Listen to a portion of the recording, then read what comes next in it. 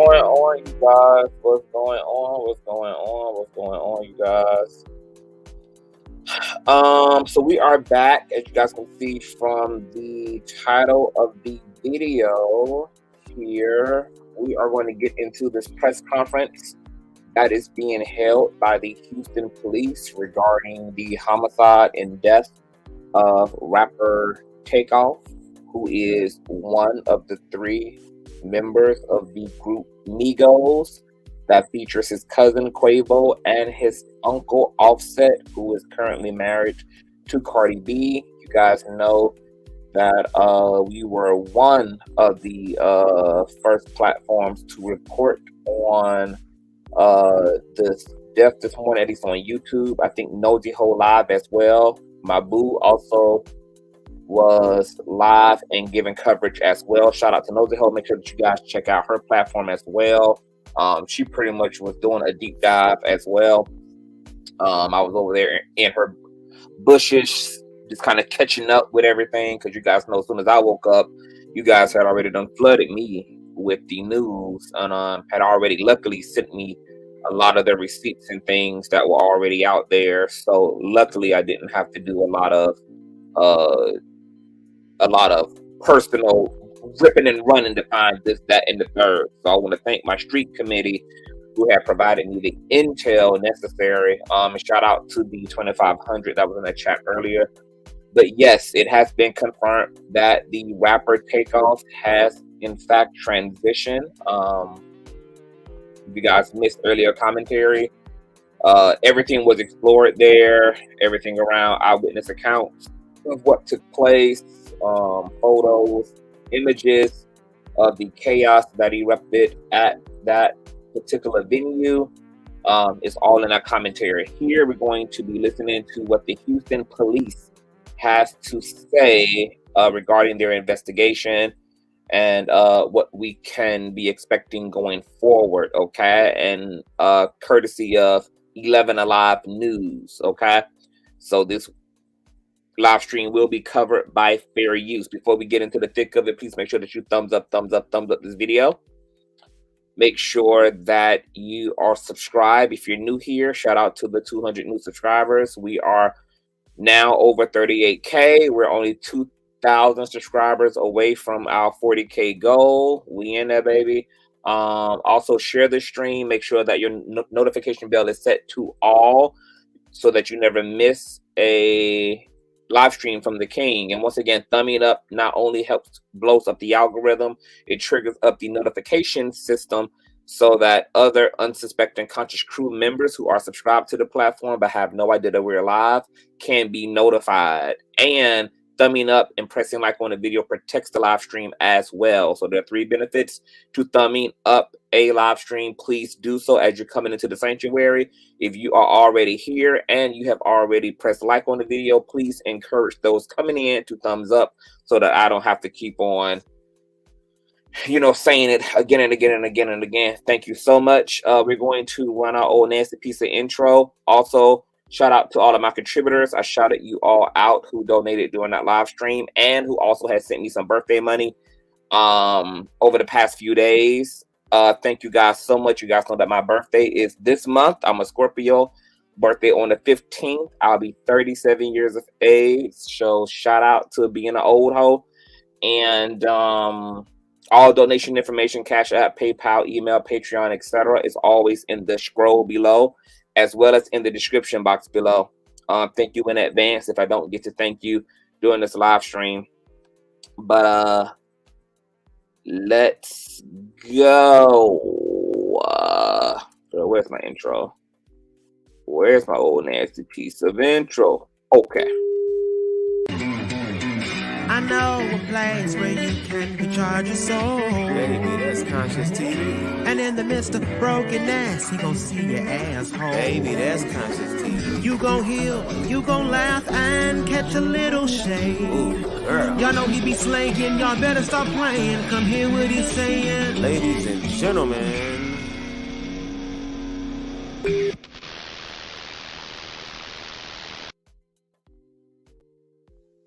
All right, we're back. And no, I don't do super chat because YouTube takes 30% of all super chats. But if you Cash App and or PayPal, we get all of what you send. Okay, we don't have to split that 2, 3, 4 different damn ways with YouTube, like that of a super chat. So all donation information is in the box below. I will drop the link if the press conference isn't too long that you guys come up. But let's get into this footage courtesy of 11 Alive. But let me run my disclaimer first, because this coverage is covered by the fair use doctrine. Right?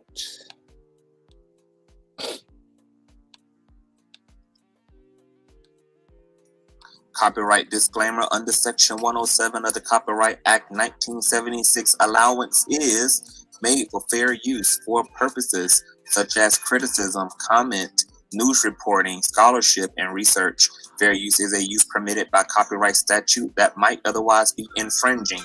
Non-profit, educational, or personal use tips the balance in favor of fair use.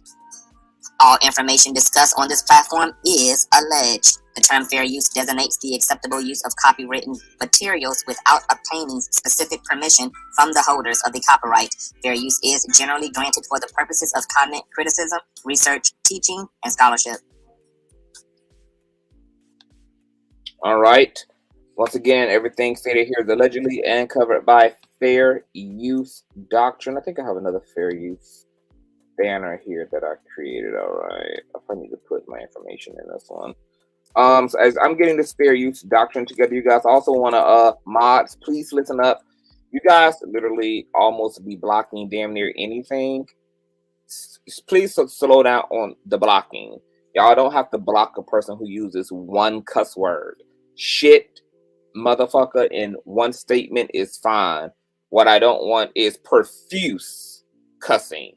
But a cuss word is fine, because y'all were blocking some of my relatives and my sister in the comment section. So y'all can't be blocking the blood, baby. Okay? So we're not blocking any old cuss word. We really just want to stick to blocking spam. Pretty much let everything rock. Don't block comments that you disagree with either. Allow people to express themselves freely. This is what the platform is for.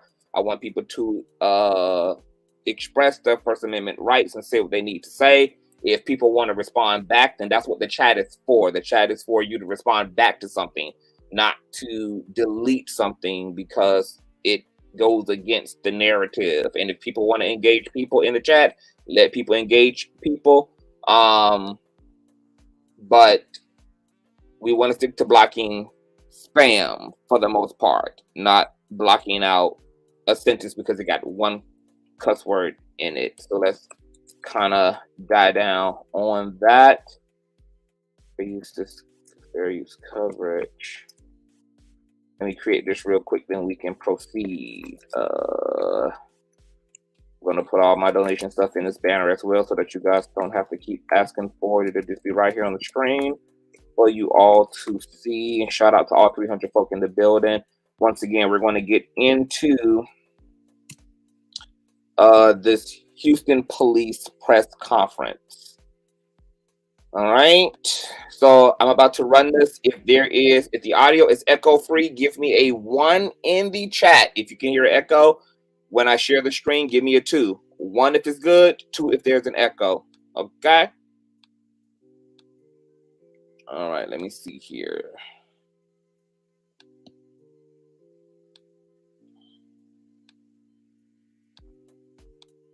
Okay, this is it. Here we go. All right.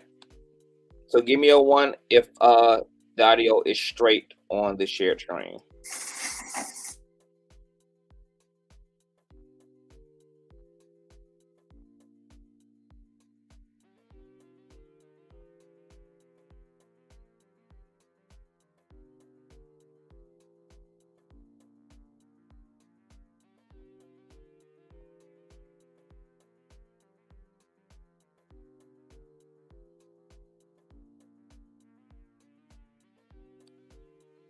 Okay, so that's what's so interesting about this is that sometimes when I share my screen, it's an echo. Sometimes when I mute myself, there's no sound. Sometimes when I don't mute, there's no echo. All right, so let me play this back real quick. Let me know now if you guys can hear this and if it's echo free.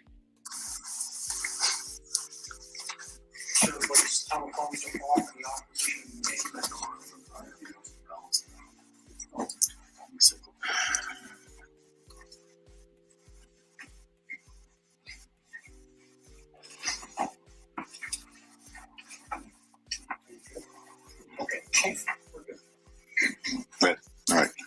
Good afternoon, everyone. Chief Finner.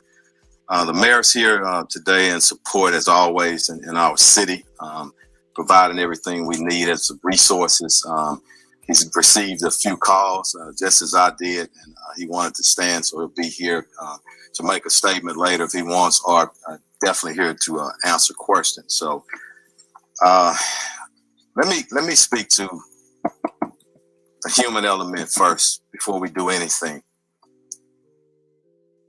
I spoke to this young man's mother just an hour ago. Flew in here from out of town. I want everybody to understand the pain, the suffering of a mother. Very tough. And I told her, as we stand with any victim of violence, or any homicide victim, their family, we stand with them in this city, in this police department, and everybody that's standing behind me. I want to thank our homicide unit under the direction of Commander Spears for doing great work time and time again. I'm going to speak briefly, and I'm going to turn it over to the homicide investigator Arrington.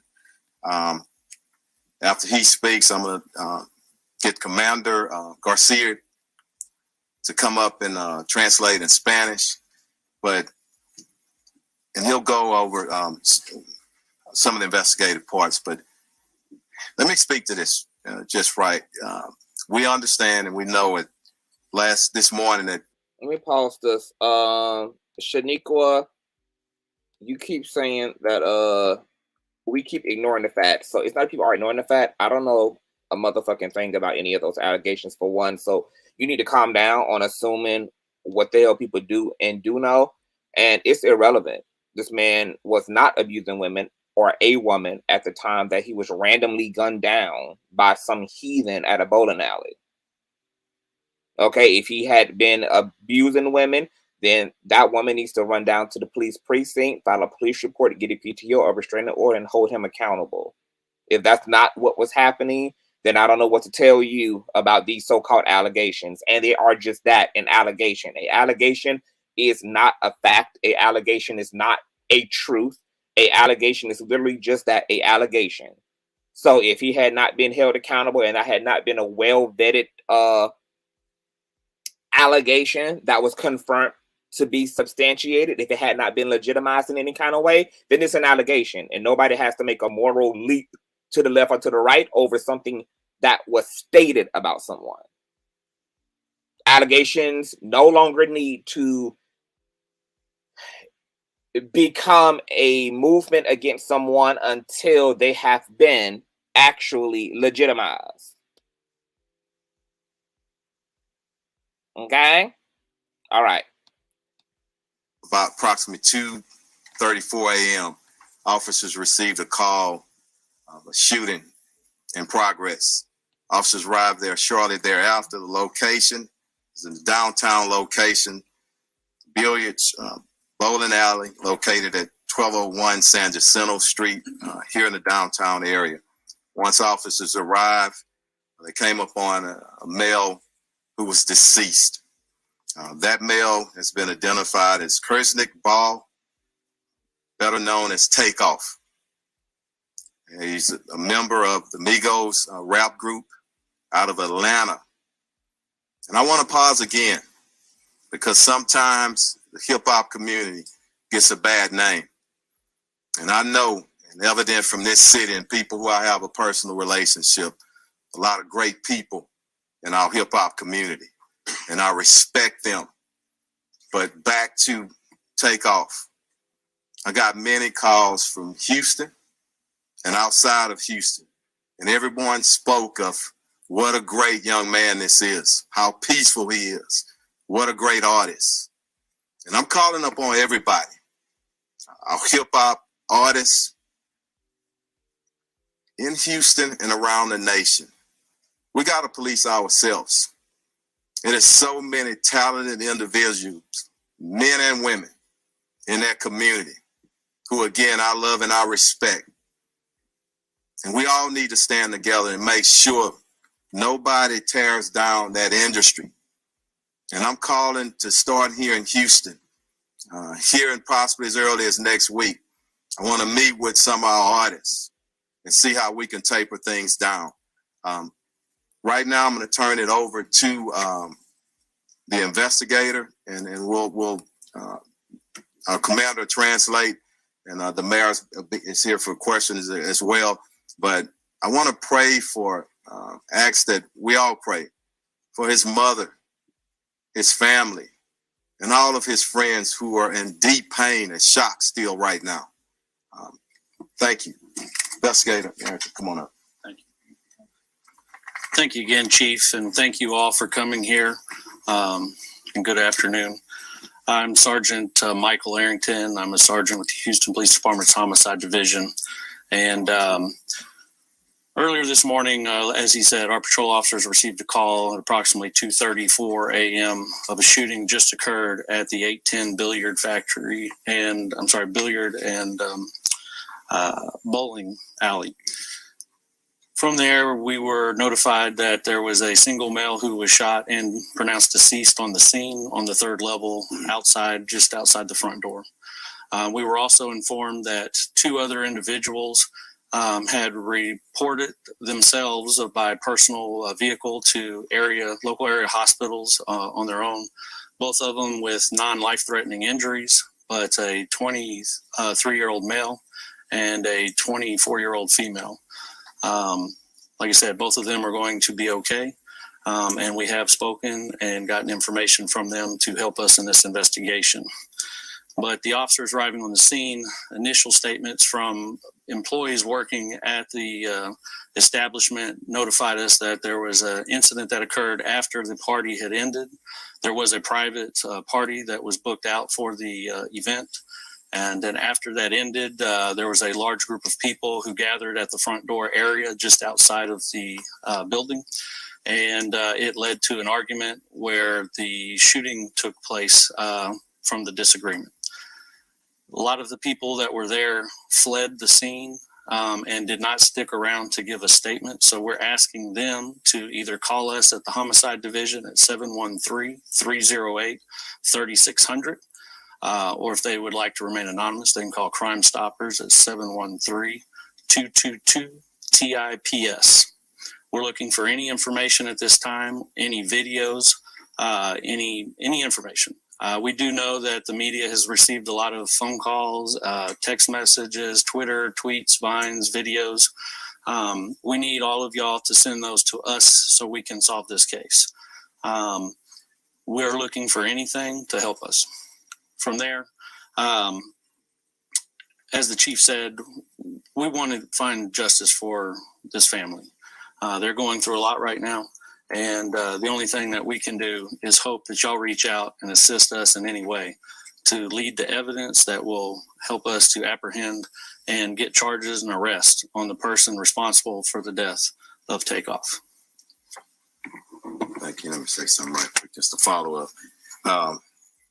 I just want to say something to our city, Houston, and every brother and sister in the neighborhoods. I'm calling you to action, to step up. There were 40 people at least at this event, and people left possibly out of fear. I ask you one thing, and I want this to resonate with everybody. What if it was your brother? What if it was your son? You would want somebody to step up. So please step up, get the information to us so we can bring some closure to this family who's hurting right now. Commander, come up and translate for us. Thank you. Muy buenas tardes a todos ustedes. Antes que nada, le queremos dar el sincero pésame a la familia de la víctima. A nombre del jefe y del alcalde, les mandamos nuestras oraciones a los seres queridos de esta víctima, que ha sido identificada como Quavo. tenía el apodo de Takeoff. El jefe de la policía hace unos minutos habló con la mamá de este individuo. Le dio su más sincero pésame en persona y también le dijo la mamá cómo era una persona de paz. Y toda la información que hemos obtenido hasta este momento indica lo mismo de que este individuo era una persona tranquila, que no era violenta y que simplemente estaba en ese lugar donde había una reunión privada. El lugar de los hechos fue en el 1201 de la calle San Jacinto. El lugar se llama 810 Billiards and Bowling, que en español es billares y boliche. En el tercer piso, aproximadamente a las 2:34 de esta mañana, sucedieron los hechos. Al terminar el evento privado, salieron del lugar y afuera de las puertas de este negocio fue cuando hubo alguna disputa, una discusión. Alguien produjo una pistola y fue baleado esta víctima. 2 personas adicionales también sufrieron heridas, están en un hospital local y van a sobrevivir sus heridas.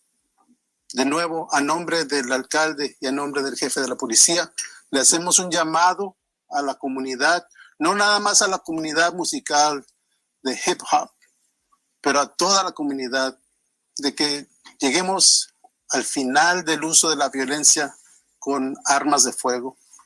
Un llamado para que entre todos se resuelva este caso y le demos justicia a la familia. Una vez más, si había 40 personas mínimo en el lugar, si alguien huyó del lugar por temor, les pedimos, por favor, comuníquense con la División de Homicidios al 713-308-3600. Y si quieren permanecer anónimos, háblenle al 713-222-TIPS, TIPS. Chief, you want to open up for questions? Yeah. Mayor, go ahead, sir. Just a note before I turn it back over to Chief Fenner. As you have heard, this was a private. Hey, it's almost 900 of y'all in the building. Only 240 likes. We need to get these likes all the way up. If you're in the building, thumbs up the video. Thumbs up the video. This is very, very, very, very important. Private party last night of about 40 people. In that group, somebody or people know who the actual shooters were.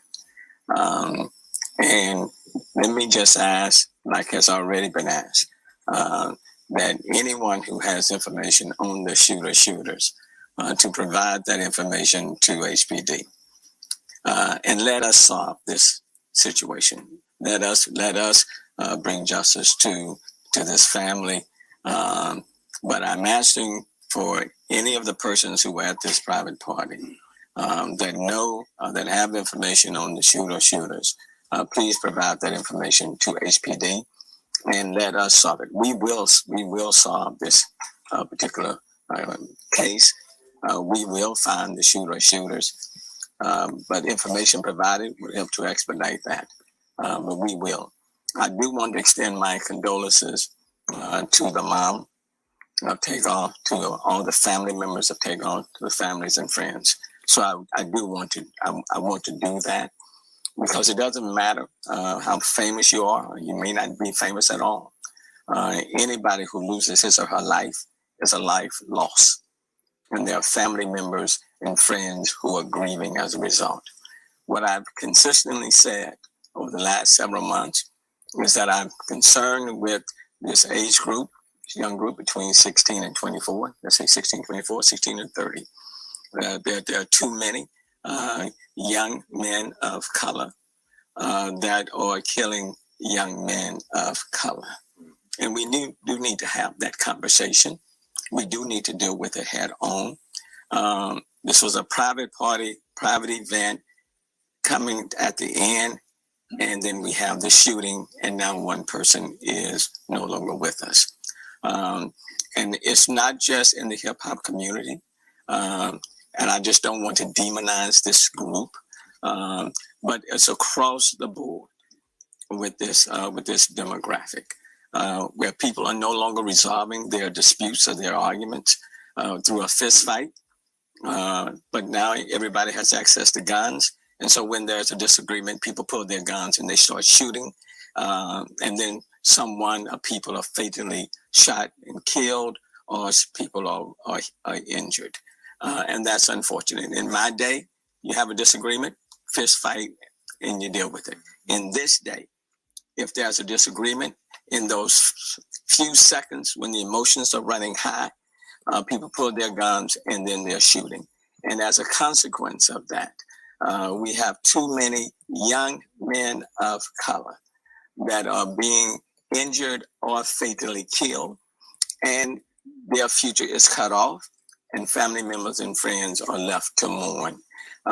This does not have to be our reality, and it need not be our future.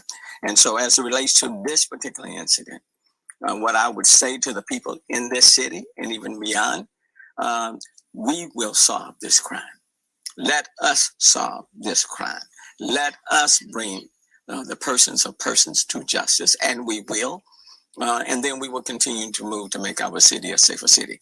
It's disappointing after putting in place One Safe Houston, which is still in place, when the numbers are trending in the right direction, when homicides in the city of Houston are below, 11% below last year, when the numbers of violent crime in almost every category are down in comparison to last year. But one incident, one loss of life through shooting is one too many, irrespective of the numbers trending in the right direction. So just wanted to let people know this particular crime will be resolved and it will be addressed. But if you have any information for those in the hip hop community, to those who were there last night, please provide that information to HPD, and then let us work to quickly resolve it. Thanks. Thank you, Mayor. Yes, go ahead. There's some. So, I'm surprised that the police are that evidenceless, considering that Quavo should know exactly who the fuck he was arguing with. He should know exactly who the hell. Matter of fact, according to one of the eyewitnesses through text messages, one of the bullets that entered into Takeoff came from a member in the Migos camp. It came from his entourage. The other bullet that struck Takeoff allegedly came from the camp of the one who Quavo was in the dice battle with. Let me find out that Quavo actually is protecting the nigga in his camp that actually escalated this entire situation by pulling out a gun that led to this man's death. Let us not actually find that that's what's actually going on here, is that Quavo actually has the nerve to try to uphold the no snitch street code bullshit, and actually is indirectly protecting the motherfucker that escalated the situation along with him allegedly, and he ain't got nothing to say. Why the hell is Quavo not in custody? Why is he not down there at the investigations office? Why isn't he talking to deputies? This happened around his bullshit. This happened because of his bullshit. So this is very interesting to me. Speculation on social media that Takeoff may not have been involved in the beat of whatever went down. Is there any indication that he was caught in some sort of crossfire, or even perhaps shot by a associate? I don't want to speculate, but I do want to say, based on what people say about him, he's well respected, nonviolent, I would not expect him to be involved. Okay, but I do want to wait on the investigation. But we have no reason to believe that he was involved in anything criminal at the time, just as people describe him, a very peaceful, loving, great entertainer. Is there a dice game going on when this happened? Is that the brutal altercation? That's still part of the investigation. I don't want to speculate on that. I want to determine that, and we're still on the early stages. It's only happened a few hours ago, I meant to say. So go ahead. You were the detective. Based on the shell casings that you found there and other information, how many firearms were used in this incident? At least two right now, and with the processing of the scene, and we trace casing. So we're in the process of doing that. So it sounds as though the suspect or suspects were at this private party. We believe so. Yeah. Go ahead. Outside or inside? Outside. And Chief, you mentioned that you don't believe that Takeoff was involved in the altercation. Are you confident in saying that you don't believe Takeoff may have been the intended target here? I'm not comfortable in saying that. I don't want to speculate, not at this time. Go ahead. Based on the comments of young men, even black men, do you think this individual is the suspect might be younger than, let's say, 20? I think they were probably all in their 20s, okay? But again, I don't like speculation. We want to wait until we nail it down. I want us to all understand the family is hurting, and I don't mind the questions. I mean, that's a part. It really seemed like what we know to be common, especially when it comes to so-called thuggy ass, wannabe gangster ass niggas, is that everybody is trying to uphold the no snitch rule. Okay, so what the energy that's given from the Houston police is that nobody's talking from either side. And then all the patrons and civilians who were there was shook and got the hell on, rightfully so. They need anonymous tippers. They need folk to call in. They need folk to come down. That's how desolate the situation is. It almost seems like we know more and we done seen more and we got more footage and got more evidence than they damn do. Now, I know people bringing up Cardi B and saying that she hasn't released a statement. I'm not surprised. This is shocking fucking news. I'm not sure if any of you would be on social media within hours of somebody close to you being murdered in this way. I'm sure she's got a plethora of things to deal with regarding her husband, her own feelings. Social media is not a priority. We may not hear from Cardi B or Offset until the weekend. Until next week about this situation. Who fucking knows? It's really not even important. What's more important is why the hell do these police not have no information about the suspects in question? Considering that this whole altercation centered around a whole celebrity. We're going to see if throughout this press conference, if any of the journalists in the media present asked them about the whereabouts of Quavo and if he's participating in this investigation. But if we send our family, our loved ones who are looking and listening on a roller coaster, that's what I always caution against as the police chief. I want to make sure that we're taking them in consideration, but we are gonna, bottom line, mark my word and mark it. This great city with our great citizens, with our police department, we will find who's responsible for it. Go ahead. Chief, artistic roots of hip hop run very deep in the city. Are you a little surprised that 40 people have not stepped up and I don't want to judge them at this moment right now. I want to call them to action. And the mayor said, and this is very important, and I don't want my message to get twisted up either, because sometimes people take a portion of what you say and they take away from the context of the message that you're trying to bring. It's not just hip hop. It is that age, and we need to give them some help.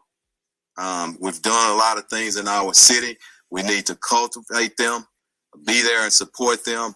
Now, there's a few in any population or any community that are just evil, and that's a very few. And I don't know the backgrounds of these people. Let us find out who did it. Let us do our investigation. But those individuals that I talked about that are committing crime after crime, don't know if this is the case here, but we do have at least two individuals pulling triggers around here. We're going to get them in custody, okay?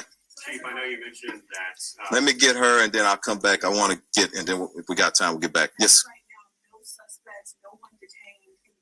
Any idea? I know there's some surveillance footage out there. We're viewing it as part of the investigation, and that may uncover something, but the best thing that we have, because even if we have a face, the best thing somebody can stand up, because somebody knows exactly who it was. And I'm really confident that somebody knows exactly who the fuck it was. So I'm still not hearing about a Quavo. I don't understand how even the media there is avoiding asking him about the nigga who this entire altercation centered around.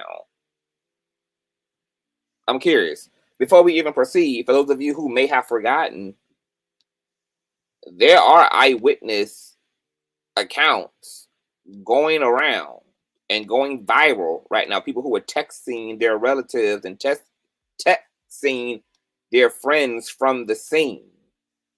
I want to refer back to this infamous text thread that gave a lot of detailed insight into what took place. So let's just segue real quick. Then we're going to get back to the press conference and let's visit one of these eyewitnesses and read from this, okay? So Quavo was shooting dice and he was getting his pockets broke off bad. So dude had an attitude and he tried getting aggressive with the wrong mob ties and dude got on his ass. Then somebody they was with jumped up and that's when everybody bunched up. Then shots just started ringing, but they were coming from somebody Migos was with. But he was shooting wild and it hit Takeoff on accident and the other nigga started shooting back and I think he got hit again, but ultimately his own niggas killed him because when he got hit the first time, I seen his body just drop. Quavo was plexed up over some small shit. It wasn't worth it. Takeoff was the coolest, quietest nigga in the room the whole time. He wasn't saying a word, just chilling in the cut. He didn't even know what was going on. He just jumped up and got shot out of nowhere. Houston for sure about to be a no-fly zone because mob's supposed to be protecting these artists.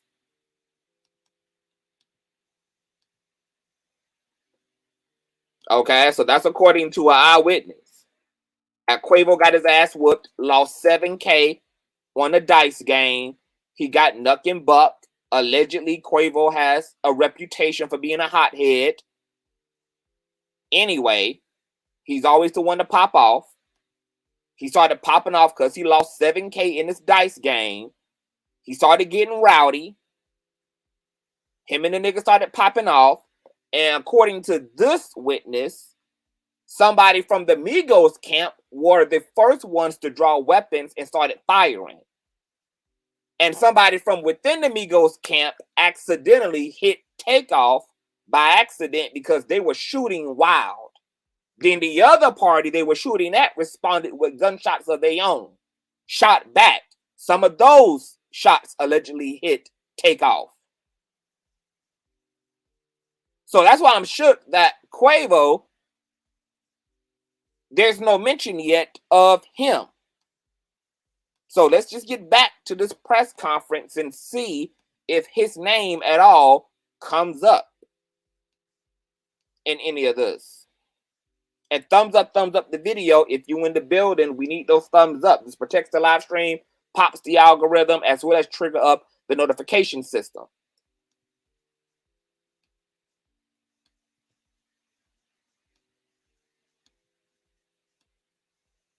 I can't even find the damn. Oh, here it is. Don't step up. Anybody over here, and then I'll come back to you. Go ahead. Did the argument, And I'll come back to you. sorry, Go ahead. Did the argument start at the party, or was it an argument or a disagreement that had That's still part of the investigation. At some point, I think there was a disagreement on something, and we're still trying to determine that and work that out. But again, once we determine it, we'll put it out there. Okay, go ahead, sir. Chief, is there anything you share with us about the private party? I don't know right now, just the private party at that location. It's going to be part of the investigation. We need to talk to management. Somebody talking about the internet ain't going to help. Nah, that's exactly the contrary.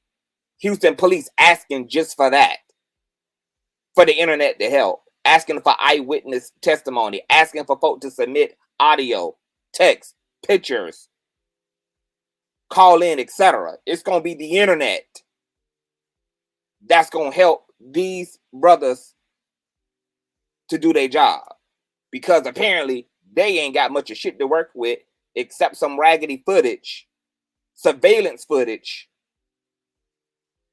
from the business itself. And once again, no word on Quavo or Jay Prince. We need to talk to individuals who were actually there. A lot to go in this investigation, still early on. Go ahead, Sinjay. Could you just talk a little bit about, where this fits in sort of broader picture of what Houston's been dealing with for the last couple of years, right? I mean, the mayor did mention. I don't think it's Sinjay. It's just Houston.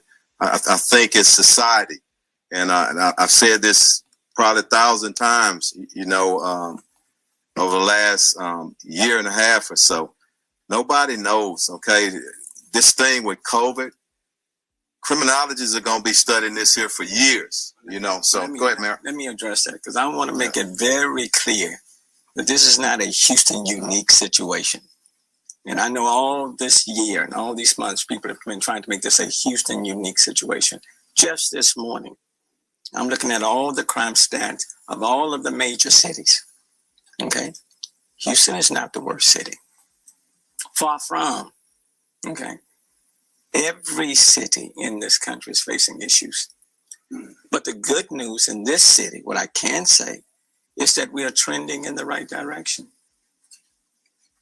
We have 46 fewer homicides this year than we had last year. If it was 46 more than last year, you'd be hearing about that. You would be reporting on that. But no one is reporting that we have 46 fewer homicides this year than the same time last year. That's 11% below where we were last year. But I will say this was not an incident that happened just like in an open club where people can come in and come out and nobody knows our here. But this was a private event. And based on the investigation of about 40 people. It is important for the hip hop community, for everybody else, for the city, for the family. It is important for those who have information. Okay, so I'm a little confused about that part too. Like, he's saying that this was a private event. This must have been a private event that was inside of a facility that was for the general public. Because when we reviewed the footage of what took place shortly after shots were fired, matter of fact, I'm gonna find it here. Hold on, let me thumbs up this video as you guys are. Let me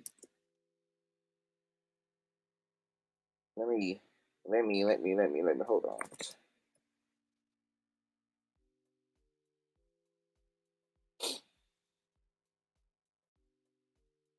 I think TMZ got the video too. Let me see, because this didn't look like no damn private event. And then everybody there sounded like they were damn 16 and 17 years old.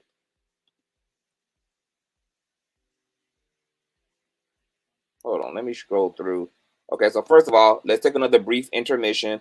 Let's hear the 911 call to dispatchers from the scene, because we didn't get to run that earlier.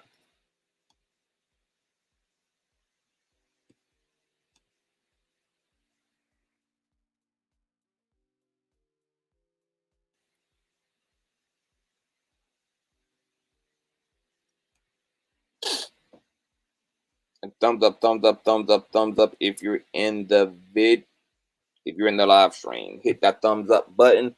Subscribe if you're new here, because they keep going out of the. Oh, here it is.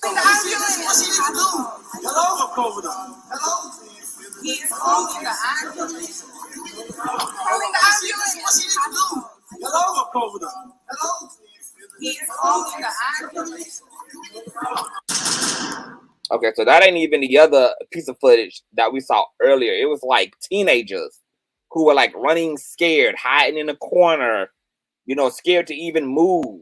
They didn't even know if there was going to be more gunshots or what. So, seemed like there was a lot more there than just 40 people. And it seemed like this facility where this bowling alley is in some type of a building that has other businesses in it as well. But this is the dispatch call as well, in case you guys haven't heard this. He's on check out 22B23 1212 Grand Plaza for discharging firearm.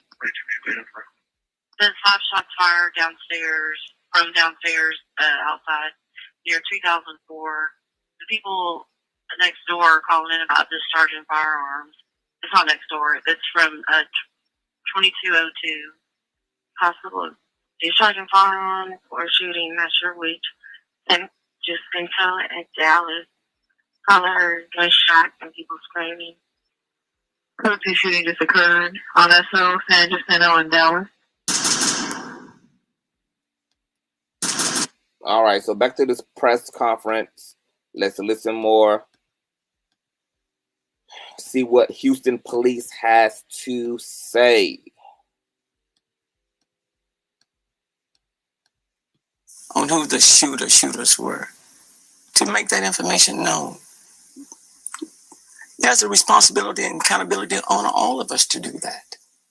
And that's why I want to deal with the subject matter, that there are too many young men of color that lives are being cut short from other young men of color. And that has to stop, because that's tragic. And so I want to again to plead to the persons who were there, who have information on who these shooters were. Give HPD law enforcement that information so we can solve this situation sooner rather than later. So you don't have others out there trying to solve it for themselves. Okay?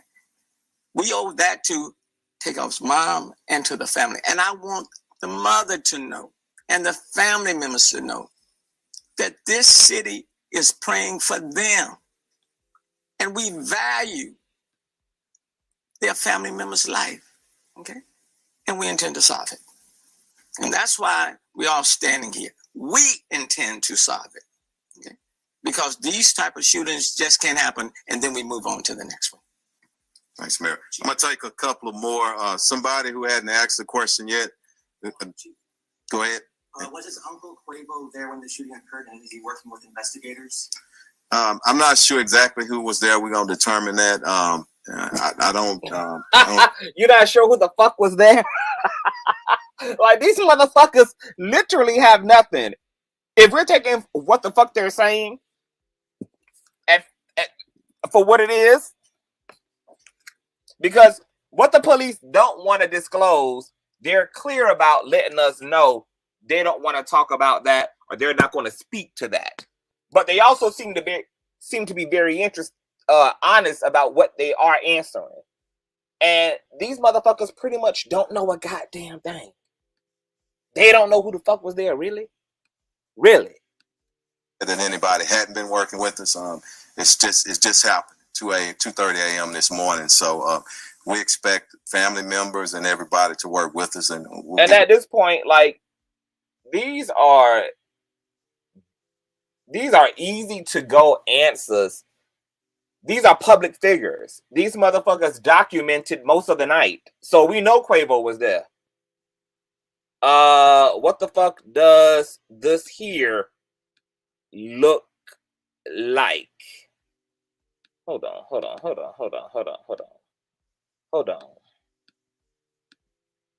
What the fuck does this look like to everybody? Does it look like he's home baking brownies with his mother?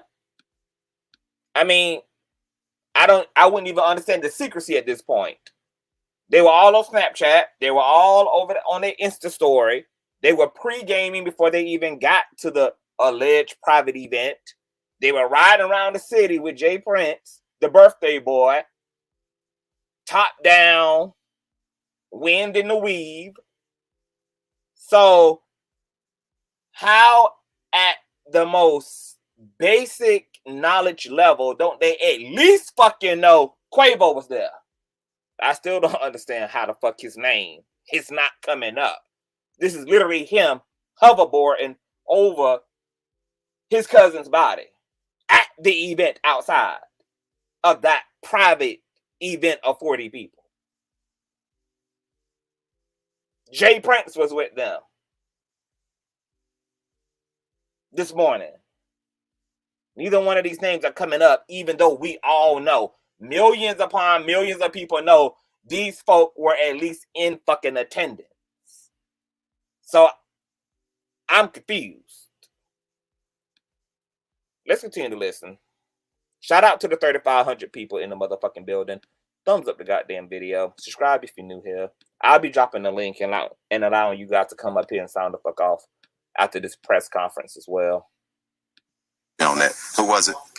One? Go ahead. The people who were injured, were they shot also? And were they friends of Takeoff? We don't know. I mean, his nephew, his brother, whatever the hell he is today, a relative.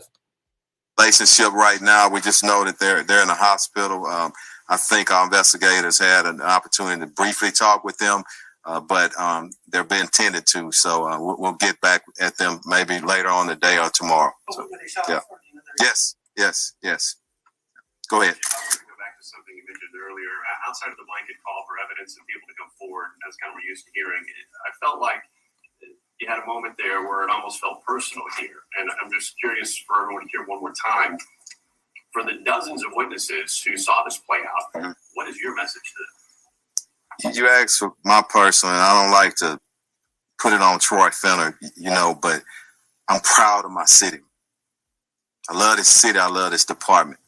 And I know you're proud of a city that's not even talking to your milk dug head ass.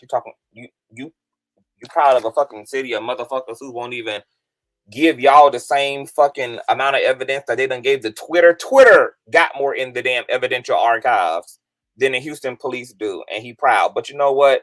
This is reverse psychology. He trying to kiss the ass of patrons and civilians to get their ass talking. So I ain't even mad at the ass kissing he got to do right now to soften these shook motherfuckers up to come forward and to conjure up goddamn answers. Okay, so I'm just gonna assume this is game on Milk Dud's behalf.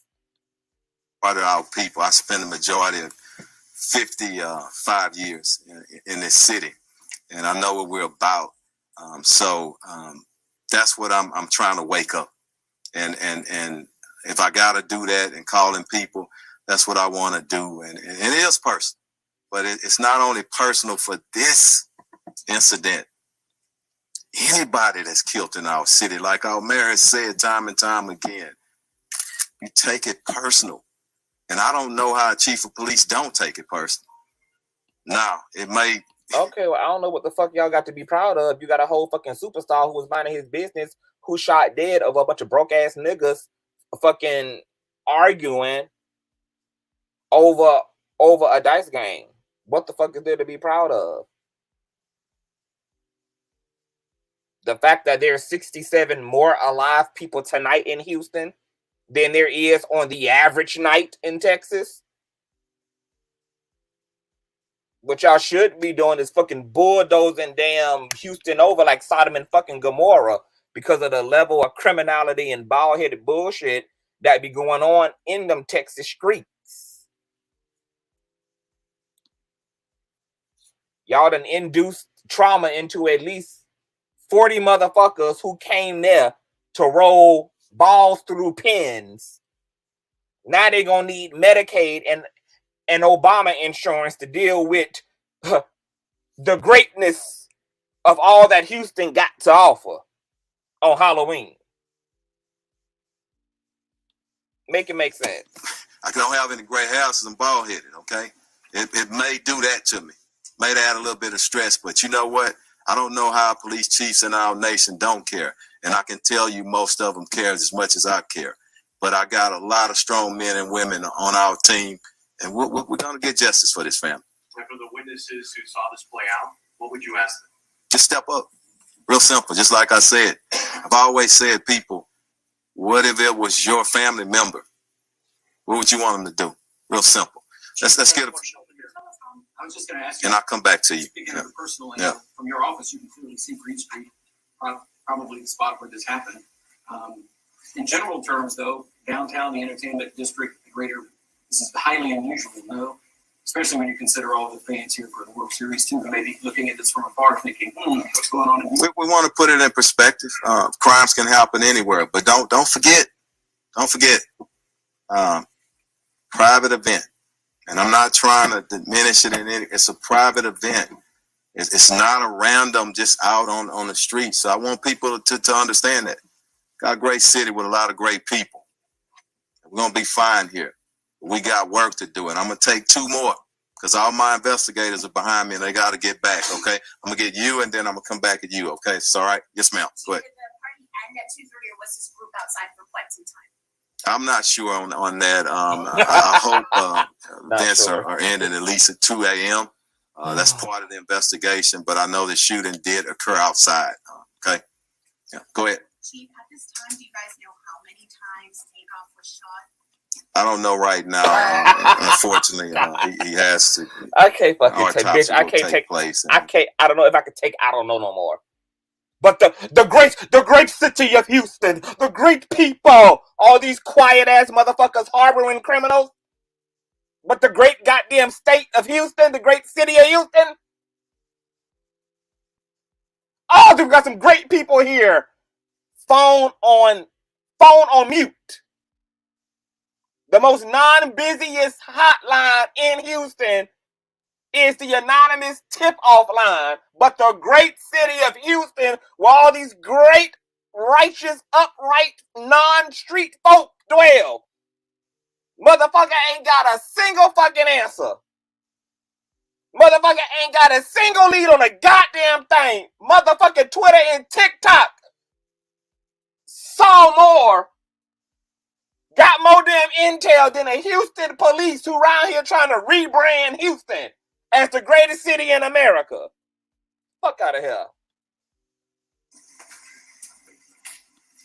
Child done fucked around and fucked up the live stream. Hold on. Talk to management. We need to talk. Let me get her and then I'll come back. I want to get, and then if we got time, we'll get back. Yes. Right now, no suspects, no one detained. Any idea? I know there's some surveillance footage out there. We're viewing it as part of the investigation, and that may uncover something, but the best thing that we have, because even if we have a face, the best thing somebody can stand up because somebody knows exactly who it was. And I'm really confident that somebody's going to step up. Anybody over here, and then I'll come back to you. Go ahead. Did the argument, and I'll come back to you. Sorry. Go ahead. Did the argument start at the party, or was it an argument or a disagreement that had... That's still part of the investigation. At some point, I think there was a disagreement on something, and we're still trying to determine that and work that out. But again, once we determine it, we'll put it out there. Okay? Go ahead, sir. Chief, is there anything you share with us about the private party? I don't know right now, just the private party at that location. That's going to be part of the investigation. We need to talk to management. We need to talk to individuals who were actually there. A lot to go in this investigation, still early on. Go ahead, Cindy. Could you just talk a little bit about, where this fits in the sort of broader picture of what Houston's been dealing with for the last couple of years, right? I mean, the mayor did mention. I don't think it's just Houston. I think it's society, and I've said this probably 1,000 times. Over the last year and a half or so, nobody knows. Okay, this thing with COVID, criminologists are going to be studying this here for years. So go ahead, Mayor. Let me address that because I want to make it very clear. Then the same time last year. In our city, like our mayor has said time and time again, you take it personal. And I don't know how a chief of police don't take it personal. Now, it may, I don't have any gray hairs because I'm bald-headed, okay? It may do that to me. May add a little bit of stress, but you know what? I don't know how police chiefs in our nation don't care. And I can tell you most of them care as much as I care. But I got a lot of strong men and women on our team, and we're going to get justice for this family. For the witnesses who saw this play out, what would you ask them? Just step up.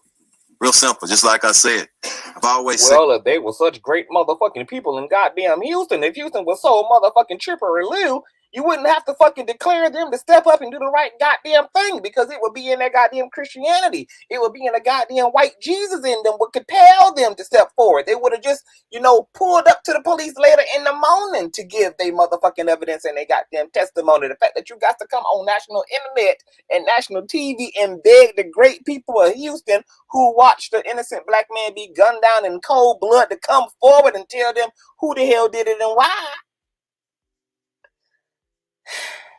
Moving along. People, what if it was your family member? What would you want them to do? Real simple. Let's get it. I was just going to ask you. And I'll come back to you. Speaking of personal, from your office, you can clearly see Green Street, probably the spot where this happened. In general terms, though, downtown, the entertainment district, the greater, this is highly unusual, no? Especially when you consider all the fans here for the World Series too, maybe looking at this from afar, thinking, what's going on? We want to put it in perspective. Crimes can happen anywhere, but don't forget. Don't forget. The great city of Houston. Private event. And I'm not trying to diminish it in any. It's a private event. It's not a random just out on the street. So I want people to understand that. Got a great city with a lot of great people. We're going to be fine here. We got work to do, and I'm going to take 2 more because all my investigators are behind me, and they got to get back. You do that because it's clear you motherfucking donut head ass niggas got work to do. You make sure this the last damn 2 so you niggas can go fetch some motherfucking answers. It's at 2 a.m. That's part of the investigation, but I know the shooting did occur outside. Okay? Yeah, go ahead. Chief, at this time, do you guys know how many times Takeoff was shot? I don't know right now. And unfortunately, he has to.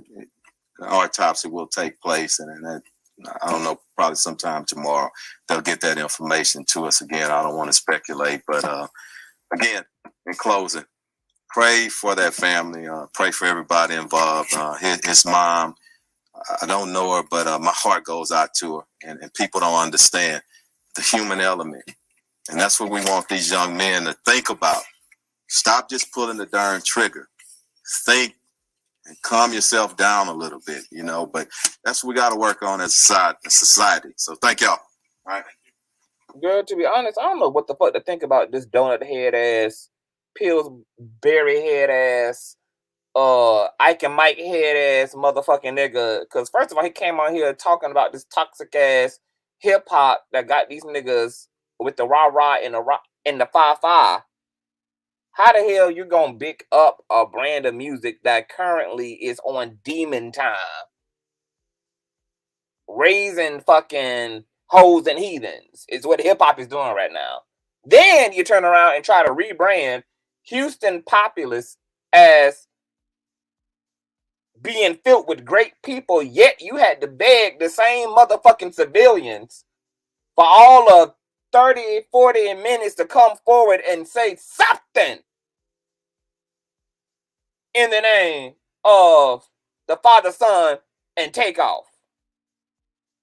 And then how fucking dumb and idiotic and ridiculous is the goddamn present media who asked everything about everything. What was the time? Were they outside? Was this before or after? What about the witnesses? But no motherfucking person had the unmitigated gall to ask about where the fuck is Quavo? Where is he? Was he on the scene when y'all arrived? Has he been brought into questioning? Is he participating with police investigation? Nobody, not nothing, no question, nowhere. All we got is I don't know, and I don't know, and I can't say, and I don't know, and we don't know, and we asking for the public, and we asking for the public. You want to ask for the public, bitch, just get a Twitter account. That's all the investigation you niggas need. And I'll charge every motherfucker who was in the video with conspiracy to commit homicide if they ass didn't participate in their testimonials. This was a very frustrating ass, pointless ass. This was really pointless. It could have took them 2 seconds to say, we need the public help. We don't know a motherfucking thing. Niggas ran like roaches with the lights cut off. And all y'all talking about, oh yeah, well they know, trust me, they don't know a motherfucking thing. Because these low vibrating ass niggas on both sides of the equation are all honoring street fucking code. And like functional healthy people said in the comment section, where the fuck has the no snitch policy gotten us? Because all too often, this is the way we lead our communities. And so many unsolved murders and deaths go on in our community. Quavo more than likely would rather appear cool and like a real street nigga to niggas who really pulled out guns and shot and popped bullets and shell casings than to do the notable and righteous thing, which is to bring his nephew, his cousin, whichever fucking relative he is today, to justice. Because that's how warped and low vibrating and stupid and GED like these motherfucking niggas be. But yet they want to drink Lane and pour one out for the fucking homie. And instead of pouring out a confession and bringing your fucking homie to justice because you know exactly what the fuck happened. And I wish I would be take off mama and go in and rub elbows and kiss the cheek of Quavo if he not participating with police. Because if his ass didn't participate, refuses to participate, chooses not to participate, oh, that's a whole fucking problem. And if the black community, the hip hop community, I should say, puts up with that shit the same way that they put up with Lil Boosie ass, baby. The black community is on their way to fucks dams down. I'm going to drop the link. If anybody want to come up, get your ass up here, hurry up. We was already here for 3-4 hours earlier today.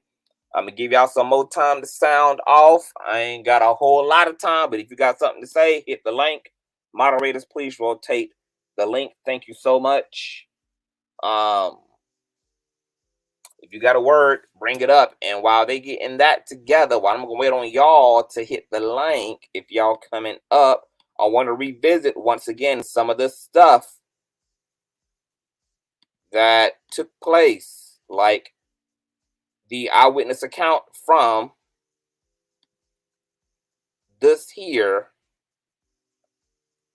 Eyewitness. Oh, yes, bitch. Uncle Clifford in the building, and I'm going to be suing the living dog shit out of P-Valley for stealing my motherfucking likeness and making millions of fucking dollars off of you ratchet ass niggas and not giving me a goddamn penny. That's what the fuck this Uncle Clifford is going to do to Miss P-Valley. It's going to be CTV Valley when I'm done with them hoes for 2023. So let P-Valley know for 2023, baby, class action lawsuit. Get your lawyers up. Now let's revisit this here eyewitness account. I'm going to read it again. So Quavo was shooting dice. He was getting his pockets broke off bad. So the nigga had an attitude. He tried getting aggressive with the wrong niggas. And dude got on his ass. And then somebody they was with jumped up. And that's when everybody bunched up. Then shots just started ringing. But they were coming from somebody on the Migos end who was shooting wild and hit Takeoff on accident. And the other nigga started shooting back. And I think he got hit again. But ultimately, his own niggas killed him. Because when he got hit the first time, I seen his body just drop. Quavo was plexed up over some bullshit. It really wasn't even worth it. Takeoff was the coolest and quietest nigga in the room the whole night. Now, this person would have rather told their homeboy and their friend this than to talk to the goddamn Houston police. Now, am I mad that the black community don't fuck with the police? Nah. Because if the police wouldn't have been on their bald-headed whole shit, helping to support pale supremacy and doing a white man's job for them, then there would be a functional relationship between the criminal justice system and our black asses. But unfortunately, they ain't. And even in instances like this, where we need some type of a system of accountability, and we got to rely on a system that's fickle with our asses, we can't get no fucking well. Because that's how upside down everything in this goddamn country is. Everything. It's fucked up from the inside out. Now, the other alternative to this shit is that the niggas on Takeoff side could be conspiring on some street justice. Because it's two forms of justice. So-called legal justice. And then we got street motherfucking justice. So right now, are niggas hiding in bunkers? Maybe or maybe not. Right now, are niggas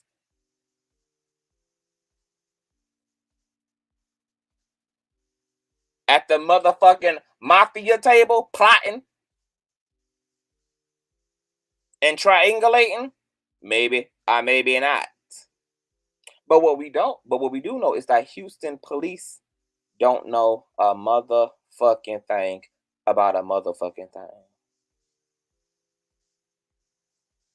So what the hell happens from this point forward is going to be interesting. How far Houston police get is going to be very interesting. Quavo's role in all this is going to be very motherfucking interesting. Is Quavo canceled? Has this canceled Quavo? If what people are saying, if what so-called eyewitnesses are saying, that Quavo escalated the situation because he lost a $7,000 dice bet, which triggered off a Final Destination sequence, is he done? Will y'all be supporting Quavo? Will y'all be supporting his celebrity? Will y'all be supporting his success? Or are y'all going to treat him like Lil Boosie and continue to make him a staple out here in the same community that y'all claim need to do better and deserves better?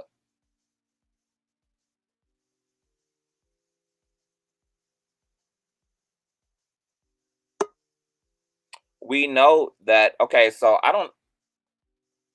some of you niggas need to stop playing PS4 and actually graduate and get your fucking diploma. Who the fuck said anything about Quavo shooting Takeoff? What the fuck I just said is extrapolated from this witness here who stated that Quavo's actions set off the chain of events that led to the untimely death of Takeoff.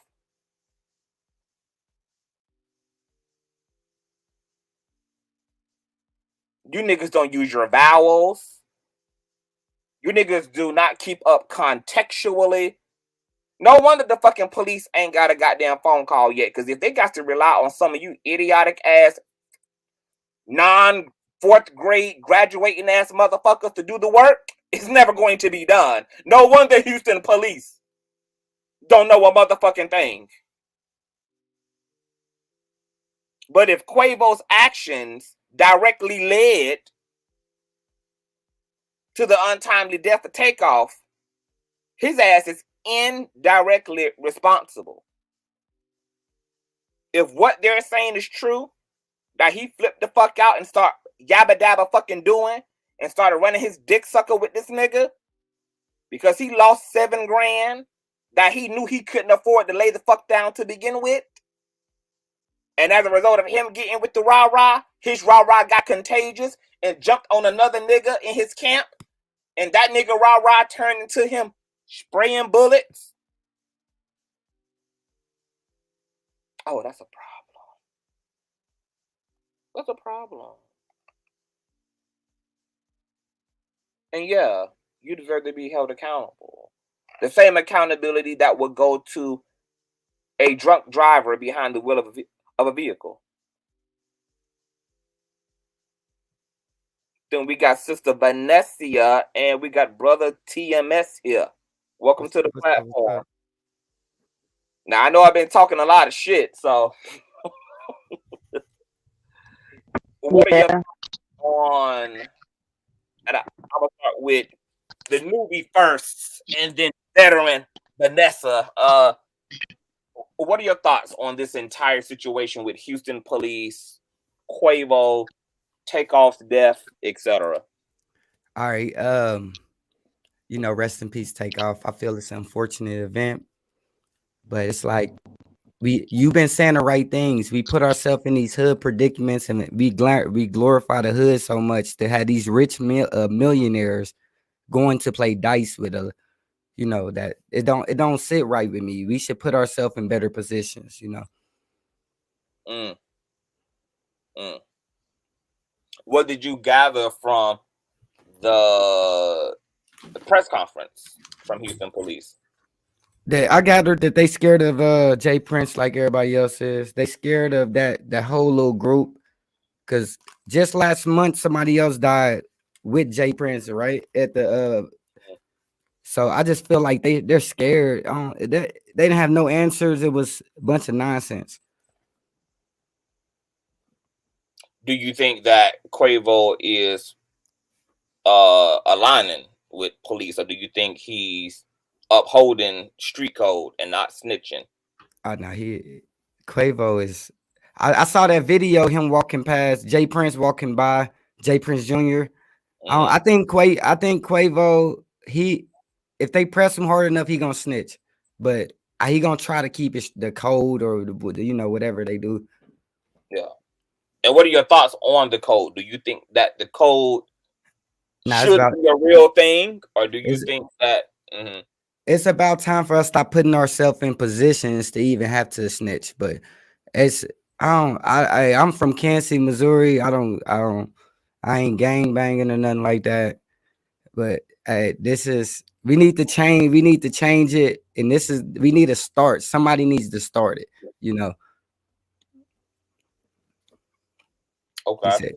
CTV. They saying it's a new. Oh, they're saying that it's a new video on TMZ. So I'm gonna go find that video. Hold that thought right there, TMS. I want you to stay around. Vanessa, then Faye, and then my girl Anya. Once again, I'll drop the link for y'all to come up and to dialogue about this. Take it away, Vanessa. I'm gonna go find this new video that folk are saying is on TMZ, and I'll be right back. Okay, well, I was able to listen to you. Hold on, boo. It's a lot of static in your phone, like a lot. It's going in and out real bad. What about now? It's still going in and out real bad. I'm gonna go back in. Okay. Okay. So we're gonna let her come back out. Knockout Media. Now you are in Houston. Welcome to the platform. Now you are on your way to this area where. Yeah, I'm on the way up there.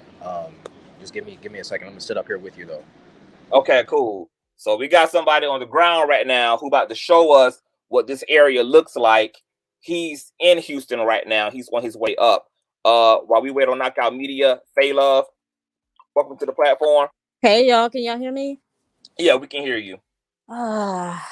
This is a sad day. I woke up and I saw that and my heart dropped because he's like one of my favorite Migos. Like, it's just, I saw the video, I think what y'all talking about on TMZ, where Quavo was arguing. It wasn't about no dice. It was about something else, like a joke or something. And that's when the shots fired.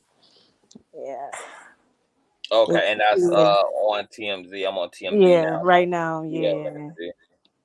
It wasn't over dice. I guess maybe it started from that and then it escalated over a joke. Yeah, it's poor. And he's the guy that sits back and chill. You could tell he just be chilling. Even when they do interviews, Quavo do most of the talking. He be just chilling. Like, he ain't deserve this, man. I feel bad for his family. I really I'm really shocked that this is what people do now. Like, they started fighting in the video. Somebody threw a punch. It wasn't Quavo. Somebody threw a punch, and then that's when the shots fired. And like y'all said, it seemed like it's from, I guess, they bodyguards or whoever it was that had guns. Because I think I found it. this is wild. Okay, so let me run this for folk who just getting in the building. Let's pull up this TMZ situation. Let folk hear this, then we give dialogue and commentary on this. Okay. Okay, so this is courtesy of TMZ, you guys. I see people in the green room. I'm gonna let y'all up soon as I play this right here. This is Takeoff murder. Quavo in heated argument before fatal shots. New video from shooting. So this is the thing. See, this is about the fucking Houston police. How do y'all not have any of this? They're essentially saying they basically ain't got hardly any goddamn thing. And I believe they're telling the fucking truth because the police be fucking incompetent and niggas do be on the hush hush on the other end. So I believe them for being as without as they claim they are. But this is the audio, you guys. Let me see here. Who the fuck got a Chucky doll? All right, this fucking website acting up. Bad. Temples flare. So let me start this shit. They may be trying to take it down now because it's like they trying to take it down. Yeah, because it's like incriminating. Because it looked like a girl was shooting it because you see her face in it, so they're gonna find her. She probably got paid by TMZ. I'm gonna try to pull this shit up before they take it down. Before they get a chance to, because I haven't seen this video yet. Let me scroll down and see if it'll play through. You guys are in the building. Please thumb up if you're new here. Definitely subscribe. This is nuts. Absolutely crazy. All right. Yeah, it's not playing on my freaking end. Let me see if I can find it somewhere else on TMZ. But you can continue to dialogue while I try to find this audio. If you can hear me. Love. We got Brian Collier here. All right, so I don't think you can hear me. Anya, welcome back to the platform, love. Your thoughts on the crazy man? Can you hear me? Is it just me? Can you hear me? You can hear me, okay. I can hear so, you. All right, so everybody else can hear me. Anya, can you hear me? Okay, I don't know what's going on. I'm gonna just drop folk and let them come back in. Brian Crawwell, welcome to the platform. What are your thoughts on situation? It's just a sad situation, bro. Tired of seeing a young black man dying. Yeah. What do you think is going to bring an end to all this violence that's going on between and amongst black men? That's kind of hard to say, bro. Everything starts in the home. So if you don't have home training, I don't know what good anything is gonna do. Home training. Do you think that that's the only factor in a culture that also partially get raised by their parents, partially get raised by the music, partially get raised by their peers, partially get raised?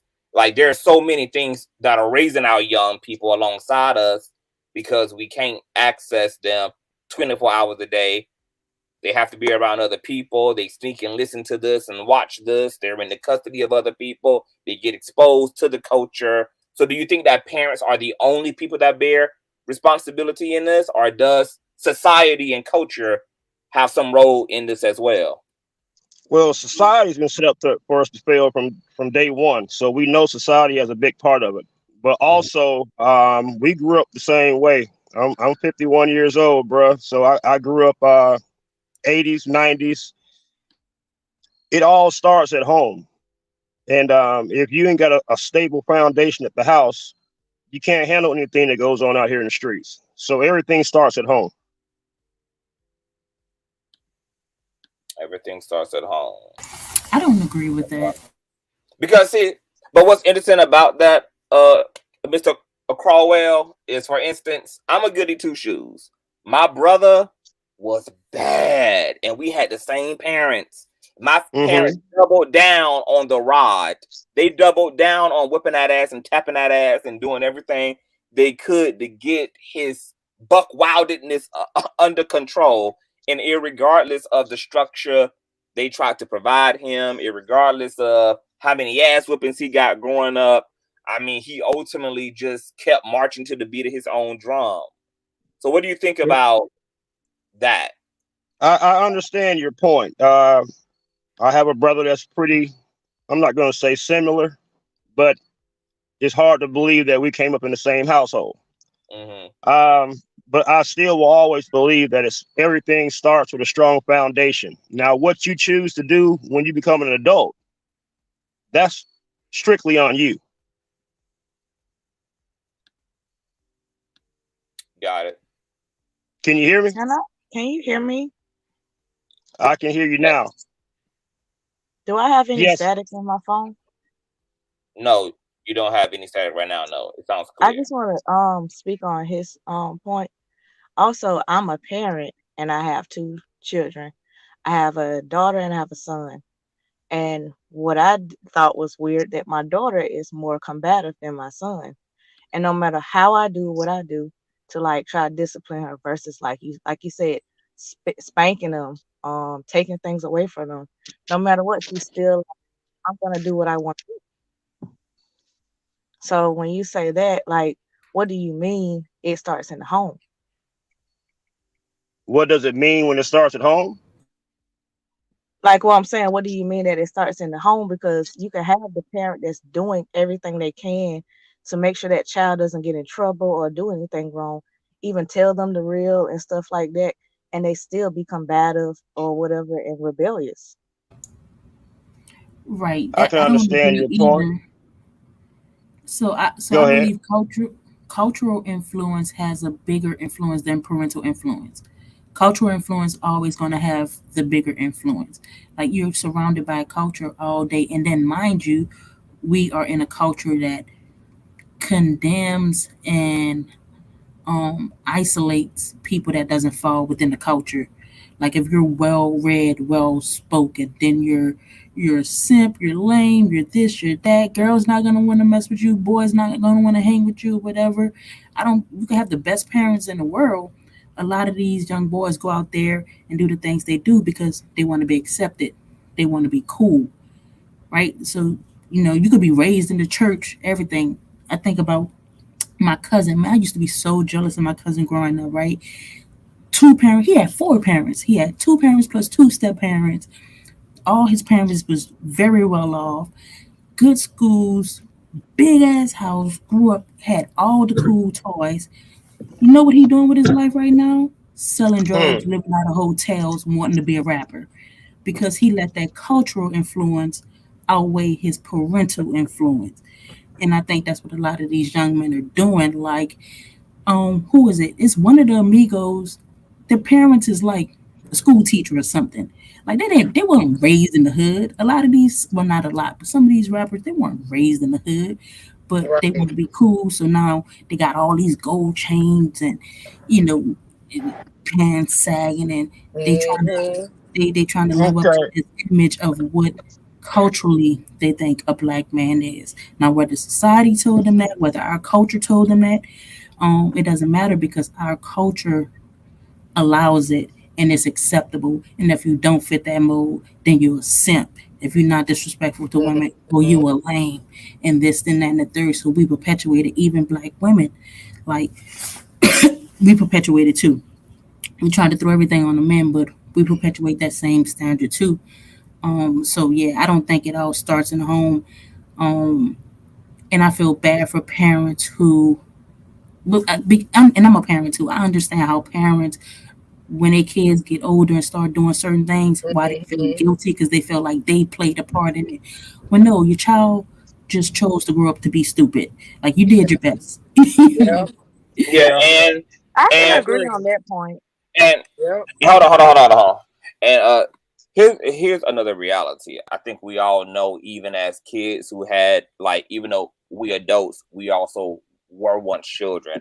We all know that we did things that went against our parents' rules. We all know that, regardless of the consequences they put in place and how good they might have been at enforcing those consequences, that we still did things because of our own ego, our own desire, etc. So there is but so much you can regulate when it comes to an individual. If you merge their own individuality, and whether that meshes with the direction you want them to go in, and then you couple that also with whatever the culture is, then you can get a very interesting recipe that can definitely help derail the parenting style and the guidance that you're trying to offer a kid. Because if a kid, for instance, if a young black boy is being raised in an impoverished, crime-ridden environment, and everything around him,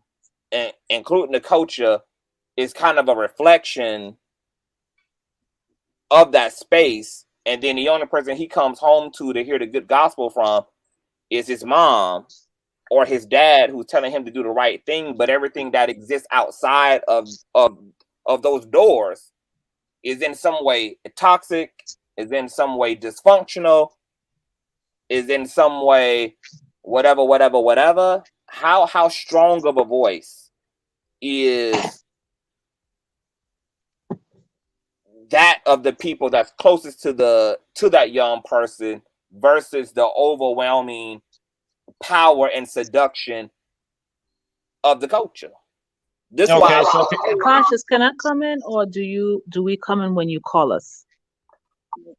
well, let me get to some order, because we do got we got some bad feedback.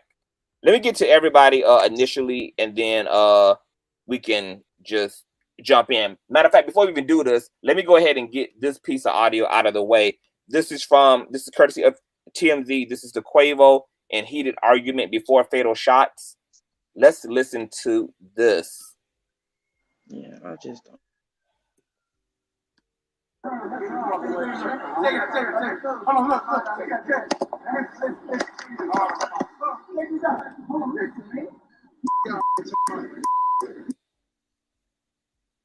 Okay, so that's Takeoff there.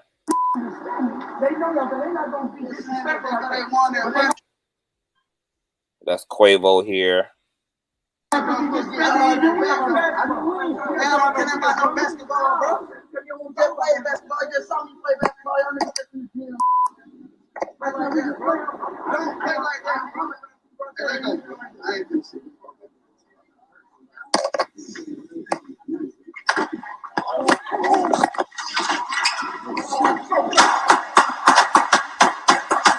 Wow.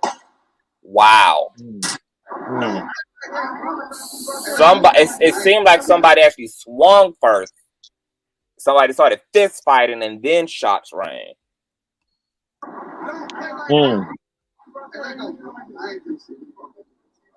See, right here, it seemed like somebody started swinging on somebody. Right there, somebody started swinging.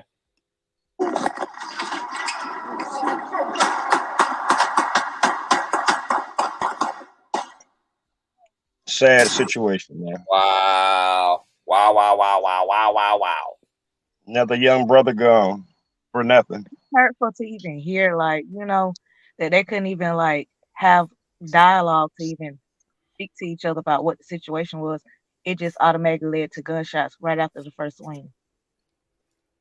Yeah, they don't take the weapons no more. We grew up, you use hands first, and those days are long gone. So that's definitely a major problem that they have going on now. Yeah, it seems like Quavo did swing first. I'm not surprised because this is consistent with his reputation as a fucking hothead. My God, today. I think in that clip, there's a very short window where you can actually see Takeoff fall. Like he's falling as the scene is flipping from the gunshots. That's fucking wild. So, what do you guys think of this piece of footage? Does this give you another perspective on what took place, or? Well, they're kind of saying that he might have been hit twice, and the first one from his own people, and the second one from, I guess, the ones they got in the altercation with. And from some journalists, they said that he went down on the first shot. So if he went down the first shot, then how did he get shot twice? Because it's supposed to be in the neck and the head, if it's true. I was asking that same question because if he got But you can hear from the footage that the gunshots were consecutive, so he could have got hit multiple times before he actually hit the ground. Before he hit the ground, true. Back to back fires, and they caught him on the way down. Wow. So I'm gonna add this bit that I'm gonna let the rest of the panelists chime in.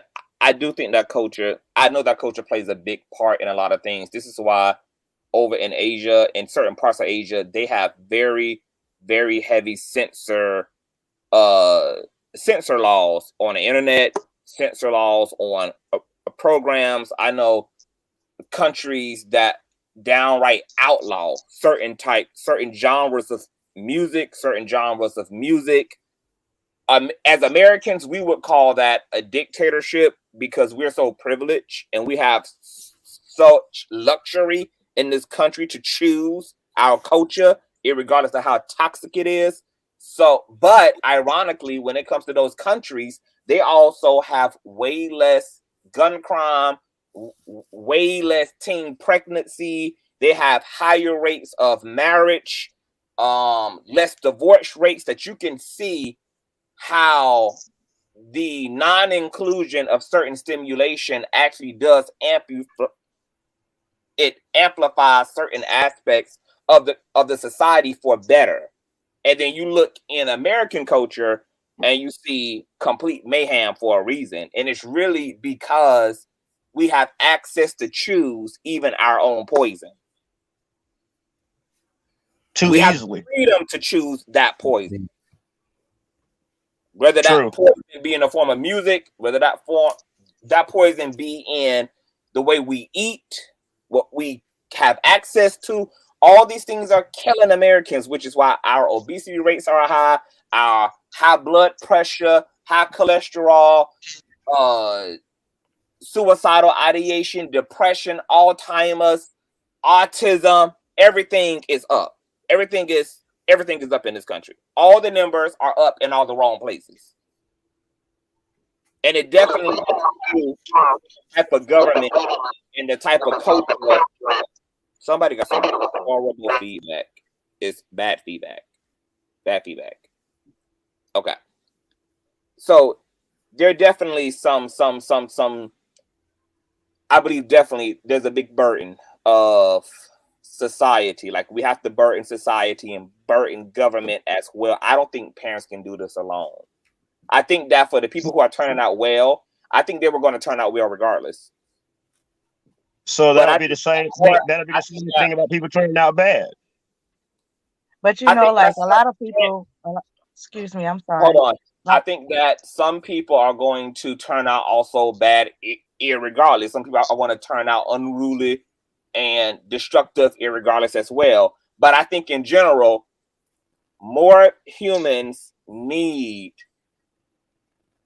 to be aided and abetted in order to become a healthy human being. Like we're not instinctual. the way that baby crocodiles know to go to the water without being instructed or needing a tutorial from their mother. Other animals and creatures in nature have instincts that don't require the level of intervention and nuance and fostering that humans do.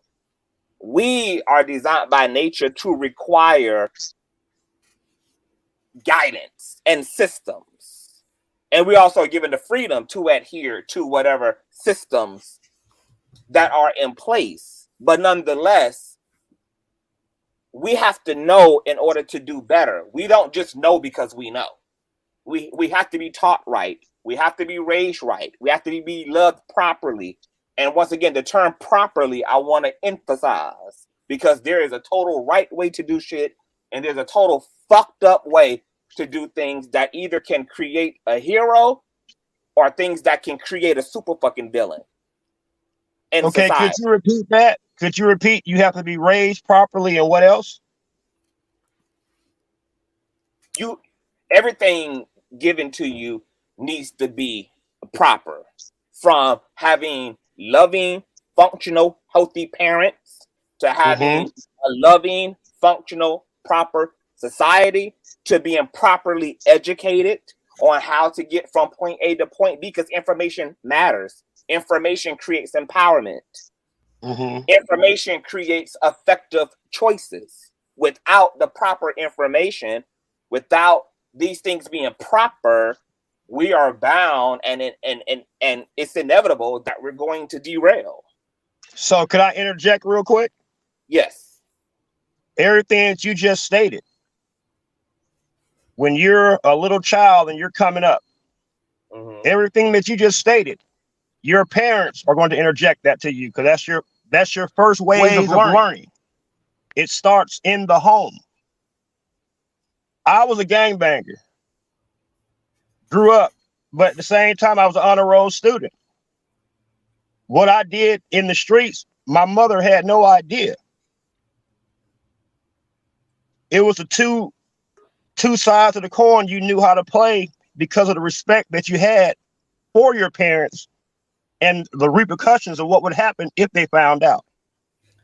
So that's why I strongly say it starts in the home first. But wait a minute. You just said your home was good, but when you went outside, you was a different person. So if it's starting at home, we gotta build the community. So when they True. I agree. It takes a village to raise these kids.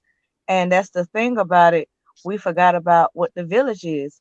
You know, when you have the aunties and the cousins and the one to know your mama went to school and all that stuff to interject. But what's happening right now is nobody interjecting, because it's like, oh, it's not quiet. You're absolutely correct. Everybody is, if it's not mine, I'm not concerned about it. Hold on. Tina, I'm gonna have to kick you out and let you come back in, because your audio is like giving really bad feedback and echoing. So you might want to try to reconnect, but don't use headphones, because sometimes the headphones create the echo situation. Go ahead, you guys. So can I speak? The lady said something about interjecting.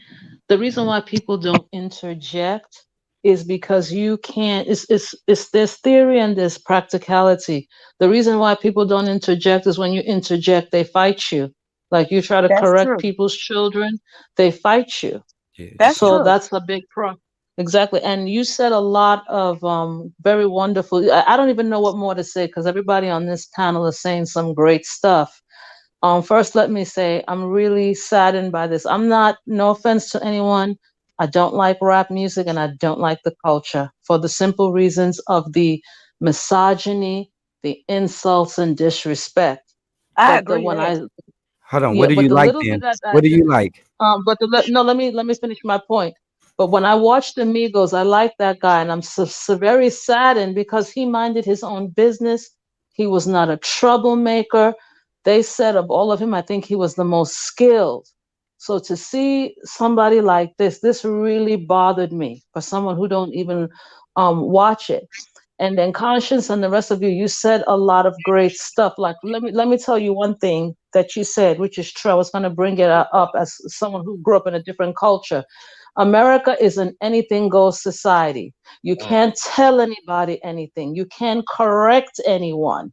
Just do whatever you want. Let's be free. So this is what you get when you ban stuff. Okay, we're not free. Fine. You're not free. But like you said, when you put restrictions on boundaries and discipline, no, who wants boundaries? Who wants discipline? Nobody likes it, but it helps you. It keeps everything in check. But Keeps you and then here's grounded. another exactly, and here's another important thing, and I'll conclude because I can go on. Where is the leadership in the Black community? Because for the people who are into this kind of music, and we're seeing this pattern over and over again, how come no one, at least in that community, is saying enough is enough? We are losing too many Black men. Where are all these top people that everybody worships in the Black community, in the rap community, the rap gods? How come none of them are saying anything? Now, before you say I'm wrong, do you know that in the Hasidic culture, the Jewish Hasidic culture, do you know that they don't take all their problems to the police? The rabbi comes in and they correct a lot of stuff. That's why you don't hear about a lot of things. So we sit up here and we talk about Black leadership and we preach it and we say these are the icons. How come none of these people are saying, come on, what are we going to do about what's going on in our community? Nobody's saying nothing. But tomorrow, when they come on the award shows, we standing up and clapping for them. But they don't care nothing about you. Nobody's coming out to say what's wrong. Look, I think they cared. It's just the people who own them won't let them speak out or do anything. To interject, like I said, she said a lot. And what I was saying is, like I said, the people that are saying, like, I'm a good guy or I'm a good girl, they don't speak out. Because guess what? When you speak out, you get teared down. Oh, you don't know what you're talking about. They hush them up. So then they feel like, okay, you know what? I'm damned if I do, damned if I don't. So if I try to say something, I'm going to get backlash. If I don't say something, I'm going to get backlash. So then they just be like, you know what? I'm numb and don't even speak out. But, I feel the same way you feel. I feel like we got to step up. We got to speak out. But when is it going to be time? Everybody asking that question. When are you going to be outraged? We should be outraged right now. We should be outraged. We should be outraged. I'm sorry for interrupting. Can I throw in another important thing that we need to be doing? You don't hear people talk about this anymore, but the older Black folks used to talk about it. Talking is not enough. We got to do it with our actions. One of this is to stop. We have to stop boycotting people. Nobody's teaching that anymore. We've allowed ourselves to be placated with designer bags and designer sneakers and designer shoes and who is fly. We need They're going to this stop way, shooting this way. Yeah, boycotting. that makes Hold sense. on, you guys. Hold on. I don't mean to So they ran interject. from here. I just want to catch just really quick a knockout. Can you hear me, knockout? Yeah. I don't know if knockout can hear us. He said, yeah. He said, yeah. I can barely hear him though. Hold on. I think he responding to those guys he's talking to, but not I'd us. like to Somewhere, interject that's if what I was I thinking. may. Yeah. If it happened right here, yeah. I just want to let y'all know. Knockout. He lives in Houston. He's on the scene right now where Takeoff was actually shot at.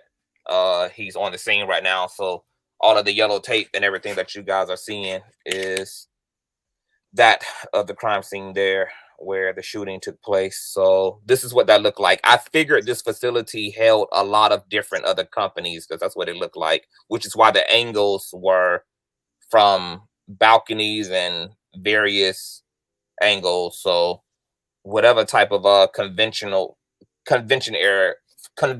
area this is, it houses a lot of different businesses, including the bowling alley, some other type of event space where there was this so-called exclusive party of 40, etc. Looks like a very nice venue, in fact.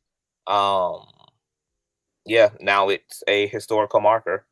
where an American rapper was unfortunately gunned down at. So I just wanted to explain that. He'll probably unmute himself when he's available. But go ahead. I think it was Roz who was speaking. Yeah. Okay. Thank you. Appreciate that. What I wanted to say is that we need to be active we cannot continue to, let me give you an example. I'm not going to mention any names because I don't know what the YouTube rules are. Look at all the reality shows. Who do we like? Who do we say are the wonderful people? There's this one very popular housewife show. And the most popular one in this show, I heard people saying she was wonderful for the culture. She did great for the culture. Insulting people, being nasty, being rude, bullying people. That was an icon for the culture. We celebrate rubbish. But Yes, then we did. we want to, if you celebrate rubbish and you reward the person who is nasty and who is rude. There's another DJ, very popular show. You know what he said? He said, all y'all good girls, y'all ain't getting nothing. The hoochies, the thoughts, they're the ones getting the shows, getting married. So when you have a culture where it's up to, what I'm trying to say is that it's up to us. If we want this to stop in our own individual way, stop supporting these people. Don't buy their records. Right. Don't applaud them. If you're on a talk show, don't stand up for them. Why? The powers that be watch this. They want to see what the public response is. When the public does not respond to that rubbish, they back away. It's all about the green. It's all about the money to them. Why? Also, Excuse me. Why are you blaming this on culture? This is a situation. This is not culture. This is their situation. Are you serious? Yes, it's a part of the culture. I'm saying if Quavo people basically shot first and shot him in the back of his head or something, then that's his people. He should get security. I am answering Conscious question. I'm answering Conscious presented a question. He said, how do we stop this? He also said something, is it the home? Is it the culture? I'm not blaming Quavo. What I said, I am very saddened by that man's death because I like him. He stayed out of trouble. He did not cause any trouble, and I'm not blaming him, but I'm answering Conscious question because this is a problem that we're continuing to have. So how do we stop it? I do not blame them.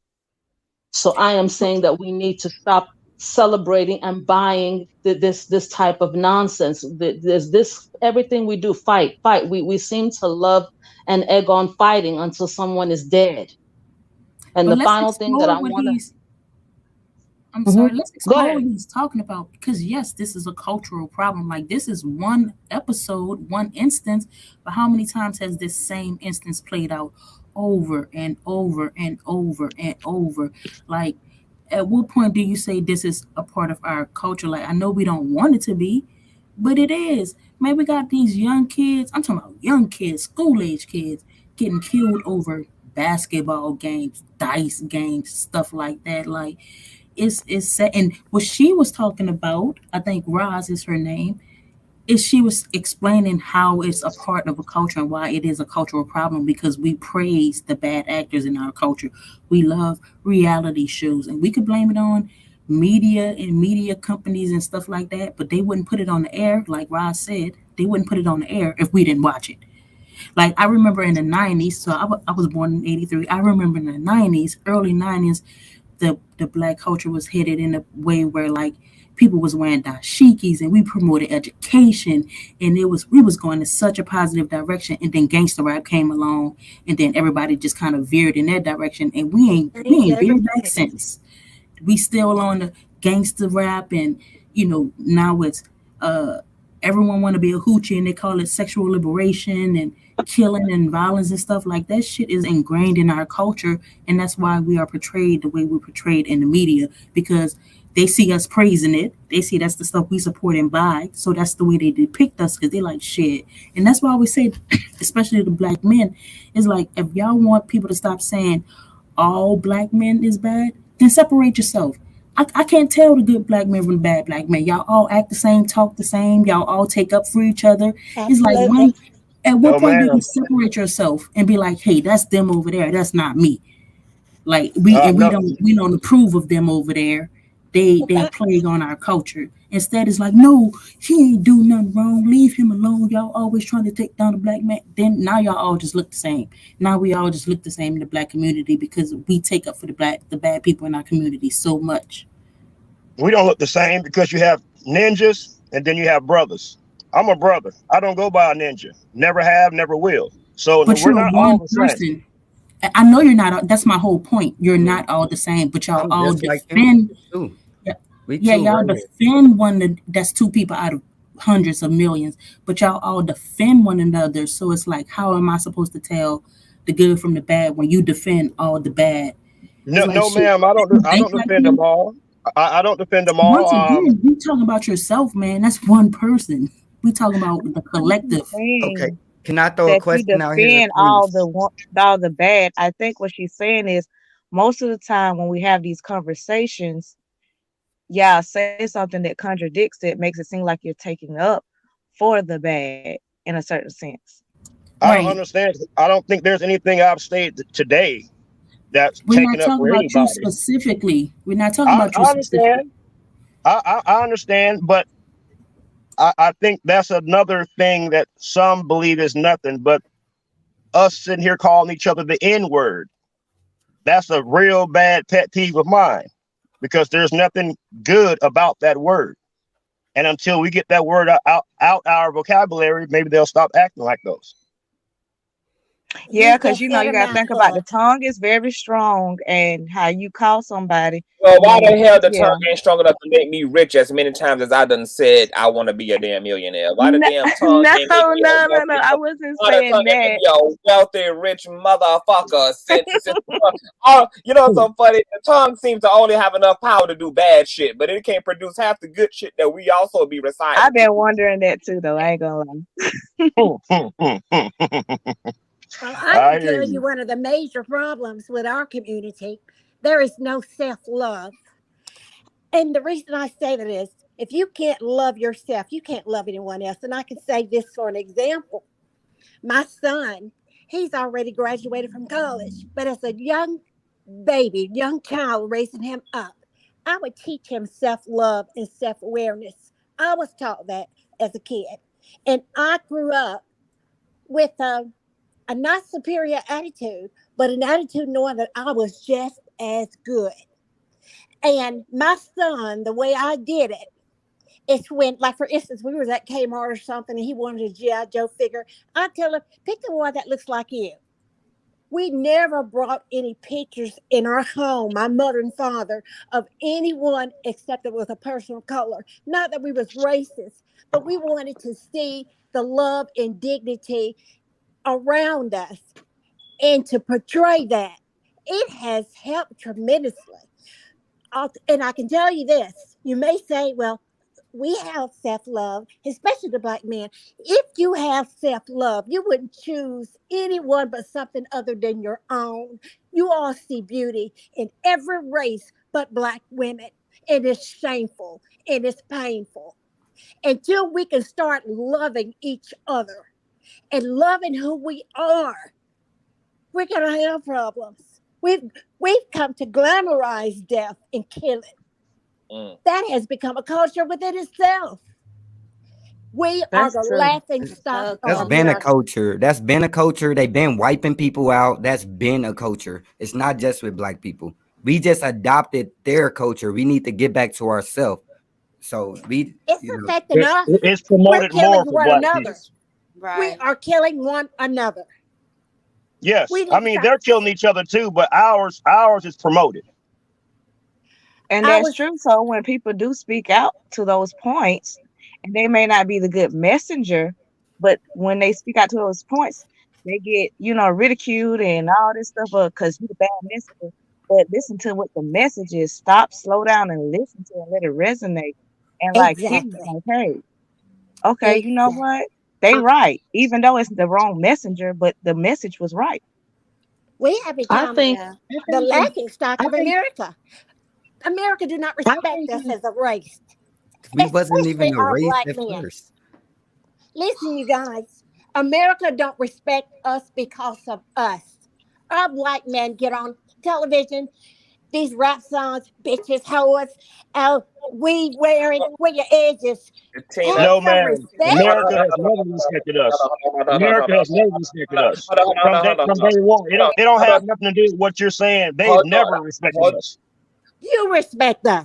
You as black Hold men on. respect us. Hello, can the conductor conduct? I want to speak to what you just said, Tina, because I hear those talking points as well, but I totally understand where you're coming from, and I agree with everything that you were saying in the first part of your message about representation, us needing to see ourselves in legacy, us needing to see ourselves in love, us needing to see ourselves in excellence, us needing that representation and that reinforcement that is very significant.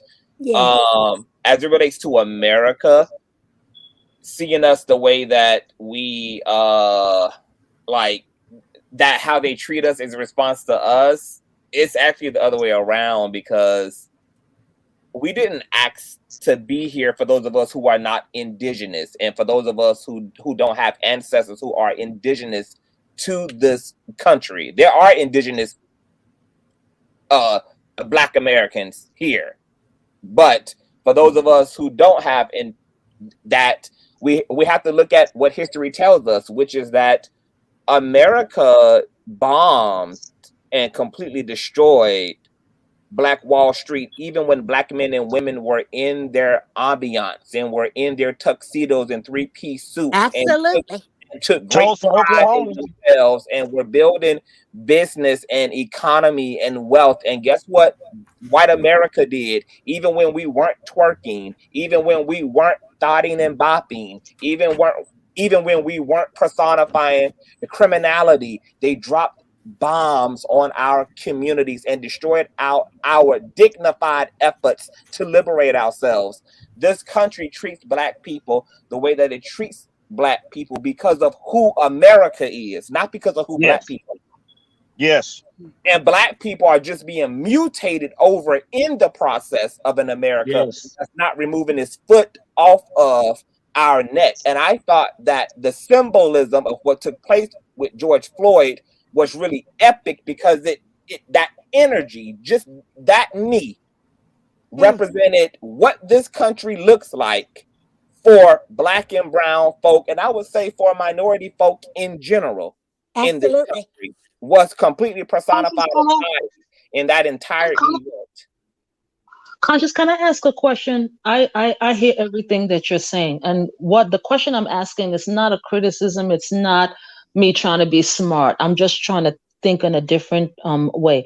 A lot of these people, the elites, the supremacists, they don't like anyone, including, I don't know if I'm allowed to say, are we allowed to say ethnicities? Because I don't know what YouTube rules are. Yes, we are. Yes. Okay. Look at the Chinese. They don't like them either. Trust me, they don't. But how did the Chinese still seem to maintain power? There's a reason why I'm asking this question. Again, you're right. I'm not trying to be a smart ass, but I don't want us to take that position of we're defeated. There's always a way around something, and we just haven't discovered it.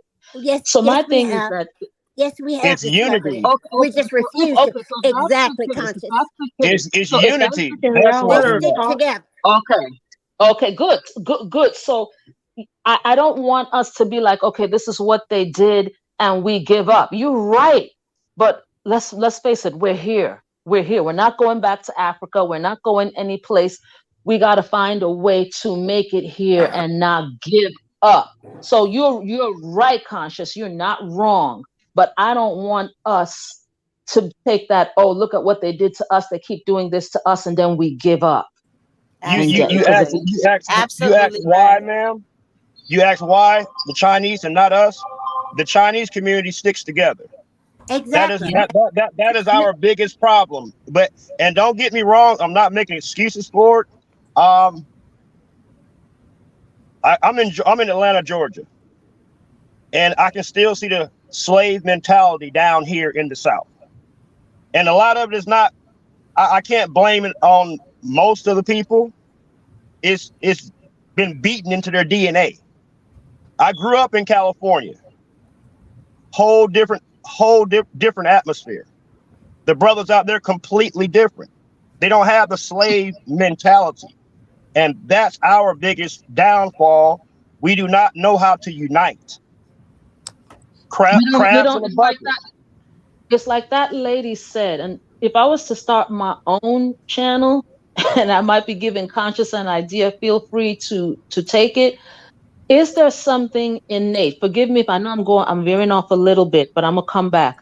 Is there something innate in us that we just don't like each other? Because we see the best of our own people. Okay, let me just bear with me. It's not innate. It's learned behavior. It's not innate. It is learned behavior. It's learned behavior. Yeah, that's exactly what it is.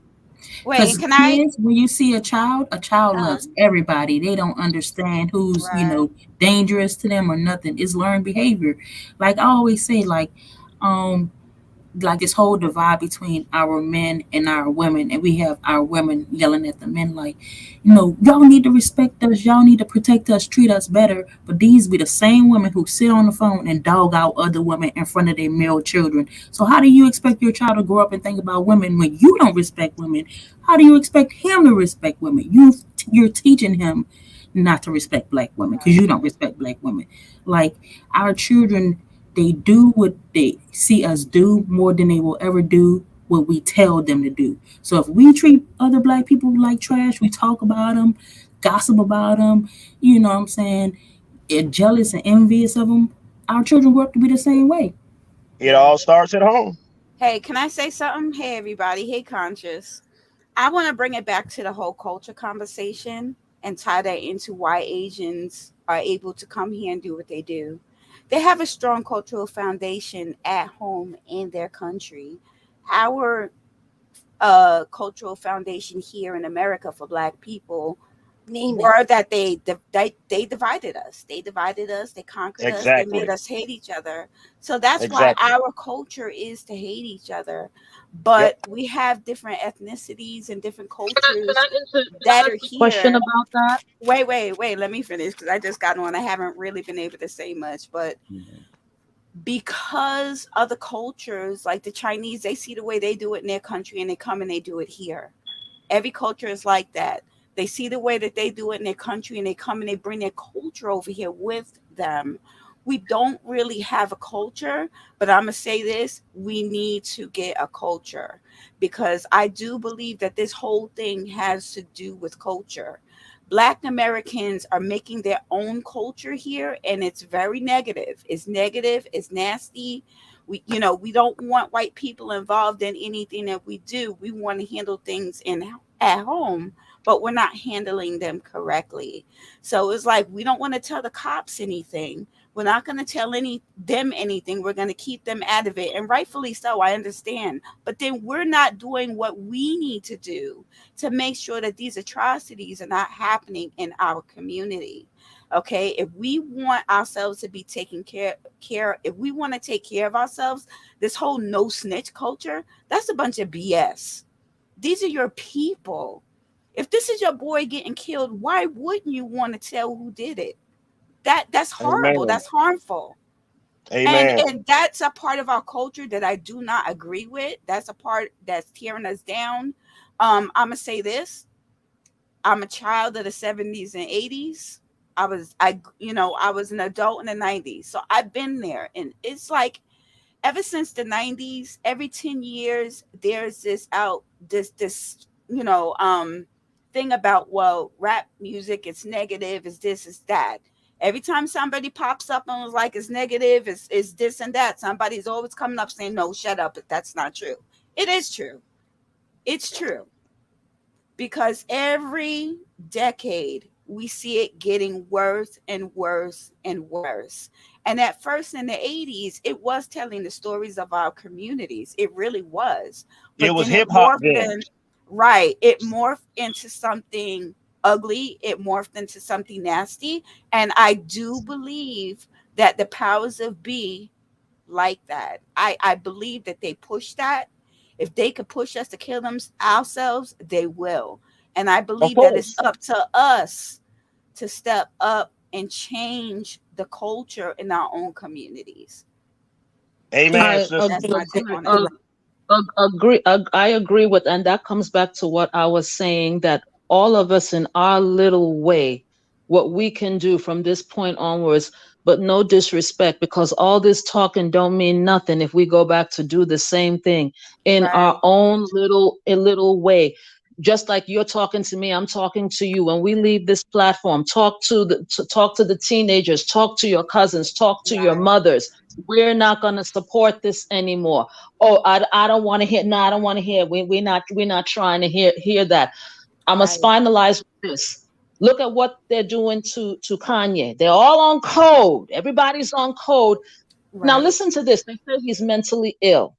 Fine, he's mentally ill. Now this is the elite saying he's mentally ill. Now if that was somebody of the lighter hue who was mentally ill, he would be coddled. Oh no, we can't treat him this way. La la la la la. Look at how they all got together to shut him down. They're on code. I'm saying let us do the same thing. We be on code. Stop buying their designer clothes. When you go to them damn shows, which you should not be going to, don't stand up and applaud for them. Why am I saying this? This is very, very important. Hear me. The powers that be, look at that. When you applaud, oh, he's marketable, he's sellable, we can sell this. When no one pays them no attention, we all can do it in our own little way. I know it seems minute, but if we can pass this around and say, no, I don't like it. I tell people right now, I'm not supporting this. I'm not buying this. I'm not doing it. It might be little, but they ain't getting my money. You don't respect me. Let me tell you something. Products that do not, this is the final thing I want to talk about when that lady was talking about beauty. That's what I was asking about innate. How do you have beautiful, gorgeous, drop dead die Black women? You don't talk to them. You don't want nothing to do with them.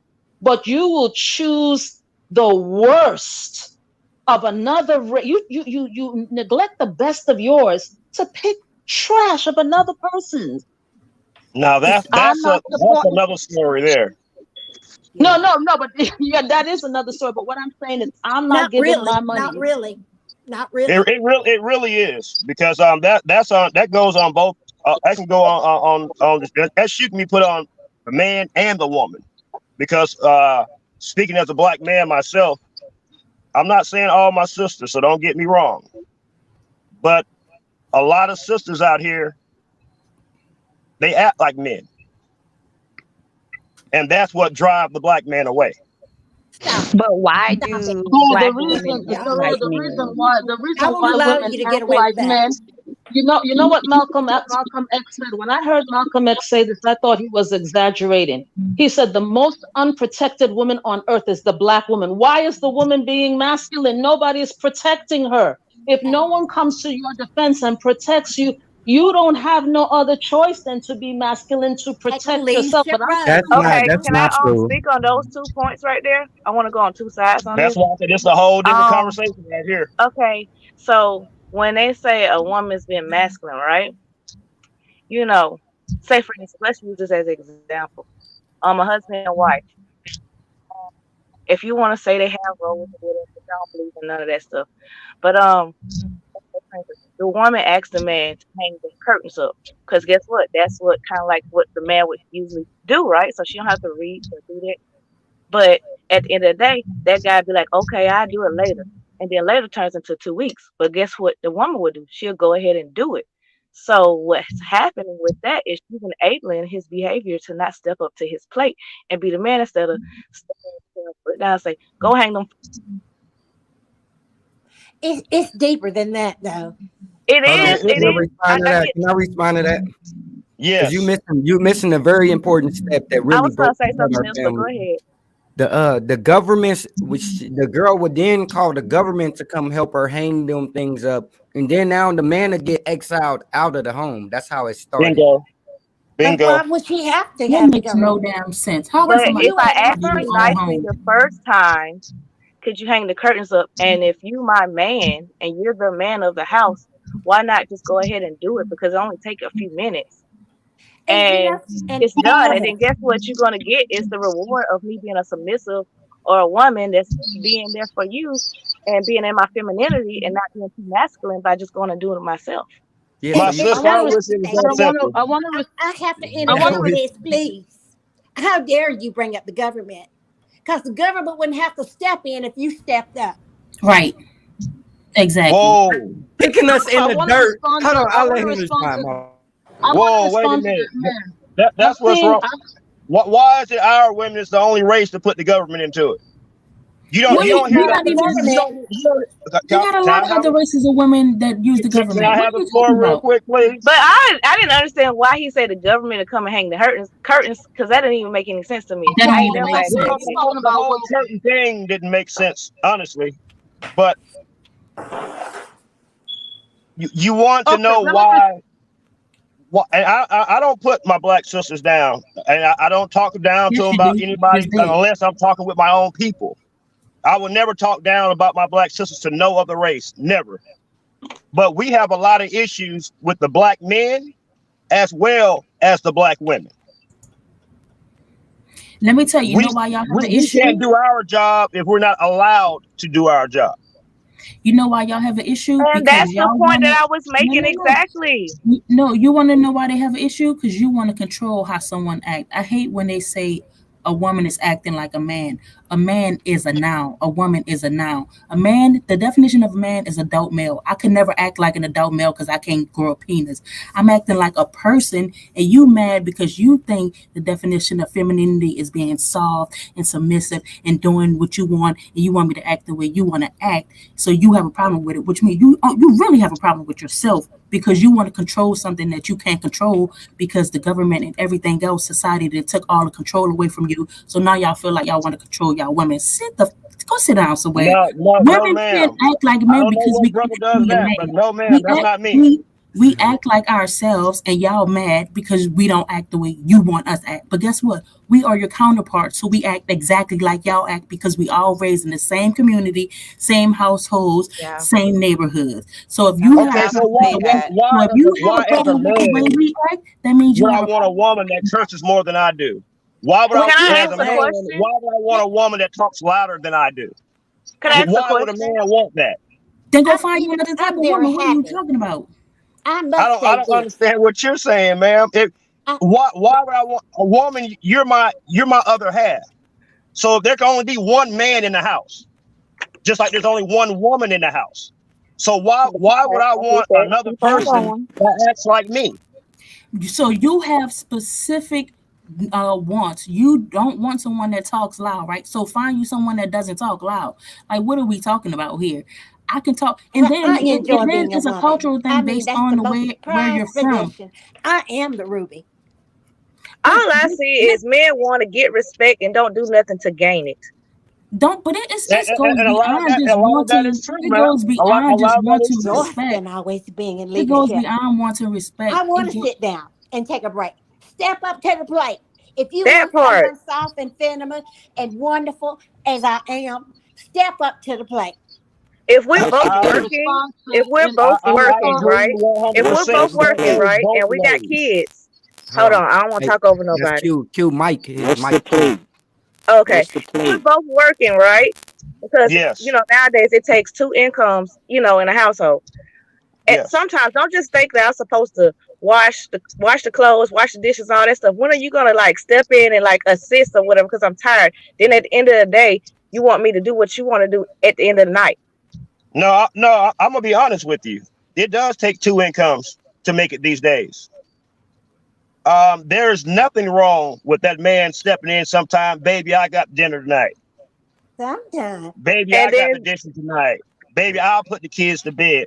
There's nothing wrong with that all the time. But when you start expecting what a man should do, but y'all expect what a woman should do.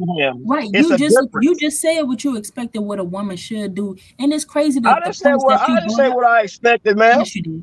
It's crazy the points that you brought up, because the points that you brought up are things that are just innate to our culture. Like, we talk with our hands, and I'm from New Orleans. We talk with our hands. We talk loud. We like the clown. You're the one that equate that to masculinity. So now no woman around you can act that way or she being masculine. Don't be stupid. All black women don't talk TV said, it's like Consciouztv said on the last live, all this stuff like was man-made, right? So you're gonna say, well, woman, she do all the cooking or do whatever. And it's like, no. Huh? Okay. So hello? do we feel that Quavo and them should have had security? That's for the a main fact. question. Yes. Yeah. You got all that money. You really shouldn't have yourself in a situation of that nature. Why are you shooting dice if you're a millionaire? Why you can't That part. shoot dice because you are a millionaire? Why can I not have fun? Why can I not do Yeah, things because that even normal when I people got do a whole just bunch of because? millions, I'm still gonna be Just playing because in the Uno, privacy of your own home. exactly, like that doesn't make any Monopoly, sense.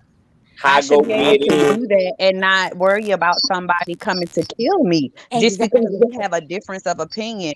And it's a lot of people who is blaming Quavo. But if you paid attention to that video or multiple videos, Quavo had on a certain pair of pants.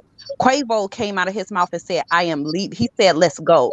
He told everybody to let's go. They began to walk. If you pay attention to the pants and the shoes, the person who swung was not Quavo. That was not the person who swung first. But everybody now wants to blame this man for something that he didn't even do. So what if he had an argument? What does that mean? So now we got to die over freedom of speech. No, Yeah, I don't think nobody have to die for freedom of speech, but that man was crying about 7K, and his jury is more than 7K. It was a I just don't understand. I just don't understand. Hold on. Hey, hold on. Somebody got some real bad static in their phone. I don't know who it's coming from. It's probably me. It's Yeah, Q. it's definitely It's Q you. Wax. Quake. Quack. It's quack. Yes. Oh, Quack, it's your phone. Well, your connection is quacking quack. But look at the old saying, Kiana, that we don't look. Writing checks that your ass can't cash. Your mouth is powerful. People just spoke about earlier in this live stream how the tongue is powerful. I think that all people have to worry about the optics. You do need to be wise enough to pick and choose your battles. No, you cannot determine somebody else's morality. You may expect to just argue with a bitch, and she may choose to stab you in your fucking neck as a result. So that's what you open yourself up to when you choose whatever battles you choose. You don't know what you're choosing. You don't know who you're choosing, and why men of this caliber, didn't understand those optics. And I mean, because these are the same men who rap about niggas being jealous in their music, who rap about snake ass niggas. Like I just played the Drink Champs interview from a week or two ago that Takeoff and Quavo did, where they talked about stalkers and weird niggas and all these sideways dudes in their camps and etc. So they are aware of these things, and yet it didn't seem like they implemented any of that knowledge and wisdom and experience in the way they actually were living. And ironically, they also spoke about being very serious and heavy on security, yet we don't see anything or hear any security in this whole entire situation. So I'm with you on no, I don't believe that people should lose their life over a common argument, but we know that this is not an ideal world. We know that people are weird. We know that people have egos. We know that people will break the law. We know that people will hurt people. This is the reality. And I don't think it made sense for Quavo to argue with anybody there. I mean, you don't have anything to prove. If a dude is in his fifties, let him be in his fifties. Like, why? Like, what are you arguing to prove to begin with? I mean, like, what you arguing to prove exactly? Like, what are you proving? We argue over a Uno game because you done hit me too many times and I'm pissed off. Now I got 75 cards in my hand, so we finna argue and I'm finna catch you out. Yeah, And we that- finna and argue. you're right, but you gotta- and you ain't finna shoot me because we arguing. That's But just the crazy. thing is that he did get shot, and that's the world that we're living in right now. So if you go in these spaces that are a bit sketchy, you And gotta that move type of accordingly. activity. You gotta move accordingly. And then I grew up hearing you are who your friends are. And unfortunately, Takeoff, from what I'm hearing, because I don't know that much about the Migos. I'm more into R&B, some rap, but mostly R&B. But he seemed like a really sweet guy, but he was around some N-words that did not know how to act. And that type of Exactly. activity So And can we explore that? So unfortunately, can we? he y'all paid should the So can we? price. Hold on, you. So Yeah, can we explore that just a little bit? Because I know yeah. I explored it in my earlier commentary, but can Mhm. we explore the psychology of really nice people who, for whatever reason, have get off on being around people who are so called not like them? Because it really makes me Yeah. question. It really makes me question if Takeoff was that much different from Quavo, if he was just a covert version of Maybe. Quavo, but nonetheless the same energy. He was just the quiet crazy in the room, while Quavo is the obvious rah rah, wear it on my sleeve ego in the room. Because I don't find it too often that people within a group setting are that much different from each other, even if they have different styles of personality. They typically still share one common energetic thread amongst each other, even if this You're one. right. Because I got a cousin, right? He's super Mhm. quiet. He's super fucking Mhm. crazy as hell. Mhm. He's quiet. He No, ain't no you instigator. onto He something. mad chill. Yeah. He gonna find his corner, Mhm. and that nigga with all the thuggery there is in the building. He with all the fuck shit. But What's the Yeah. old saying? you would never Yeah. think that from the outside. He looks like the quiet, angelic, peaceful, mind your business one, but he with all the same bullshit that everybody Conscious. else. What's the Yep. old And what's the Right, old saying conscious. again, usually they're Toby? the deadliest ones. They're But usually you the know what? deadliest ones. So I think sometimes that's the case and sometimes that's Mm, not. Years ago, my ex-husband, when we were teenagers, they had a friend. And it was a couple of their other friends. They were in Albany. This is where I lived in New York. And this one guy, he was their friend, but he was a quiet, funny one. He liked to hang with them. He was from the neighborhood. And I think that's the thing.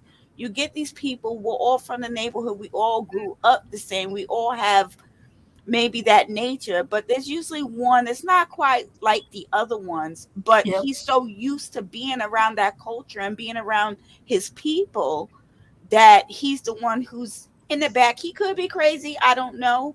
But our friend, they were in Albany, and there was an altercation, and two of his friends got into the altercation, and he was the one who got shot and killed. And it I think the psychology is maybe not so much a psychology, more of like where you grew up and how you grew up. Because you could have a bunch of people that grew up in the neighborhood, but not all of them are bad. But because you grow up in that neighborhood, that's your reality. You know, you may not be the one who is like doing the horrible stuff, but you're used to being around people that are in that life, if that makes sense. I mhm. think Makes a that lot is of a sense. But lot of Yeah, then, and I can get the that psychology. because, especially with Quavo being his relative, it's some people that you're going to be around out of habit and Right. familiarity and Exactly. etc. But Yeah. I Uh, think a but you lot know, of I but times mean, you know something, those of you us know but that something, considering, conscious. hold on, wait a minute, hold on.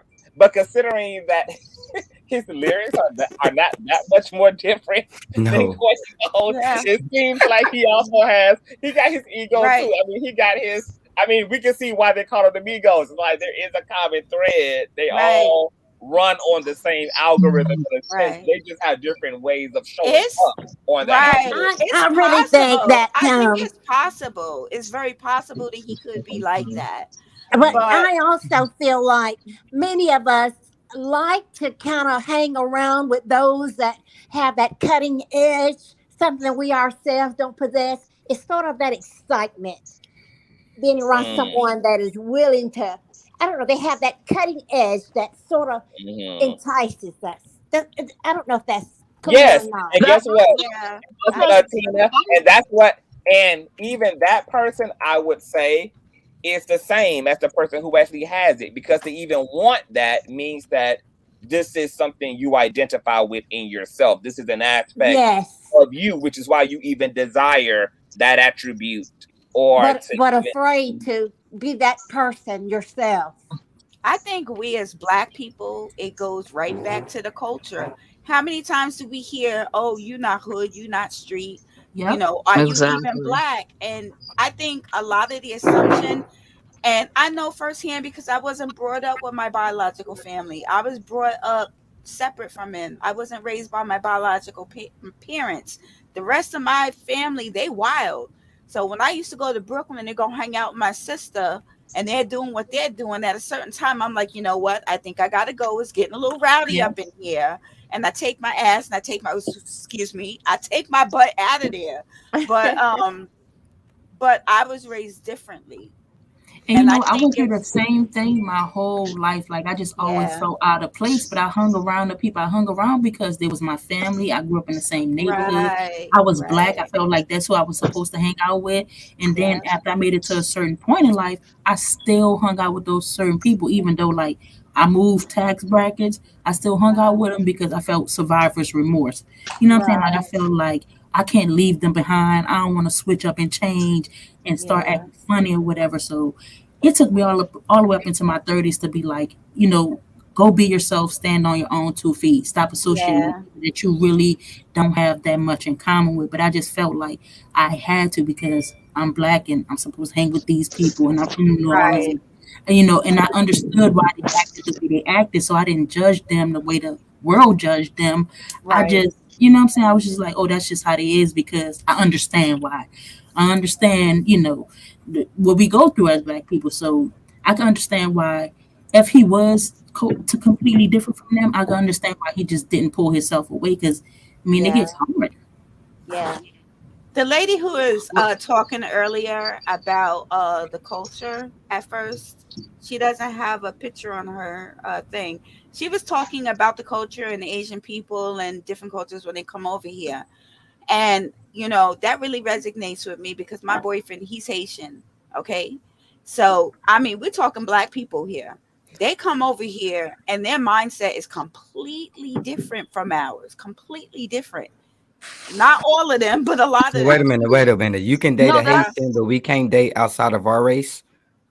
what does that have to do with the conversation? Well, She's I just she's wasn't. just giving it. She's just giving an example. She didn't say nothing about No, you you remember can't date them. earlier, She's just No, no, earlier. no. First of all, earlier I didn't comment on that conversation Oh, that about wasn't dating you. I'm outside sorry. of the That was race. the no picture. But I'm not sorry. only that, but you know, Haitians are black.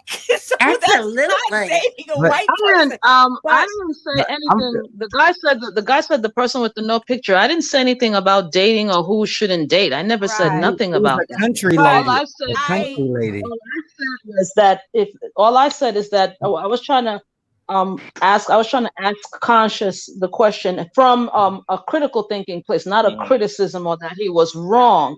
I was right. just what I want where I wanted our mindset to go is look at what they're doing because here is the reality. Well, that's what I Our want to past touch up on what you said okay, about okay. about cultures because my boyfriend's family, whether they're Haitian or American, they're black. Okay. Mm-hmm. And they come here and their reality is completely different. My boyfriend's father, he lived in a shack in Haiti and he came here and he became the budget analyst for Con Edison. Other black people, they come here and they bring their culture along with them and their mindsets are completely different. It's not like ours. Not saying So it's better, wait, but I think that there's something that we can learn from these other And cultures. that's we exactly the use point that I'm making because our Exactly. past is our past. There's nothing Right. because if we're gonna keep on talking about they did this to us, they did that to us, well, guess what? Then you're a doomed people. no, There's not gonna be any hope for you because Because that's your past. But let's now say, okay, this is what's happening. I'm not saying it's gonna be easy. I'm not saying that we're gonna see it in the next 10 years. But can we now start adopting little things where we can do to start making ourselves strong? That's the only Yeah. my thing that I'm boyfriend's saying. parents, they moved Yo, do into an none of y'all affluent blame Hold on, social neighborhood. y'all. media? Somebody got some feedback. It's like a lot of air. It Let me might make sure be it's my not boy mine. Knockout. Let me see. Oh yeah, it's him. I know where he at though. Hey Thais. Before we move into that, I wanted to respond to who was just speaking and say one of. Yeah. So I mean, it's always possible to turn the wheel. We definitely gonna have to find a way to make like healthy things cool. One of the things that's really making that hard to do is the fact that, first of all, bad behavior takes no effort. Absolutely. And that's what bad behavior is. It's the lack of effort. It's the lack of intentionality. It's just when you just don't try. Like, so bad behavior is very easy. But for two, somebody else said it earlier, is that now that's literally the behavior that's being monetized by networks, by institutions. Like, you got Zeus Network having people go crazy and low vibrational behavior. It's so easily accessible. It's low hanging fruit. It's readily available money and social equity in that. And when you are making the way up that easy, and then the pathway is deplorable, unconscious behavior, then you introduce that pathway into people who are desperate to make it out of the barrel. Oh man, it's just like, I mean, that's a golden ticket for those people. Like, you telling me I ain't gotta try? That's like a power cake. Yeah, it's I mean, it's like feeding the beast. So Conscious, you're right. So then to sit something righteous and something that's actually truly profitable and dignified next to that, people are like the idea of the righteous path, but naturally in all of us, people are gonna go for the easiest way out. Yeah. And so that's what we got to figure out how to combat and to destroy. But I think we're doing that right now. That's why platforms like yours and the questions you ask, because I love your platform. When I listen to you, very, very, very intelligent. And what I like about platforms like yours is we're starting the conversation. We're doing it right now.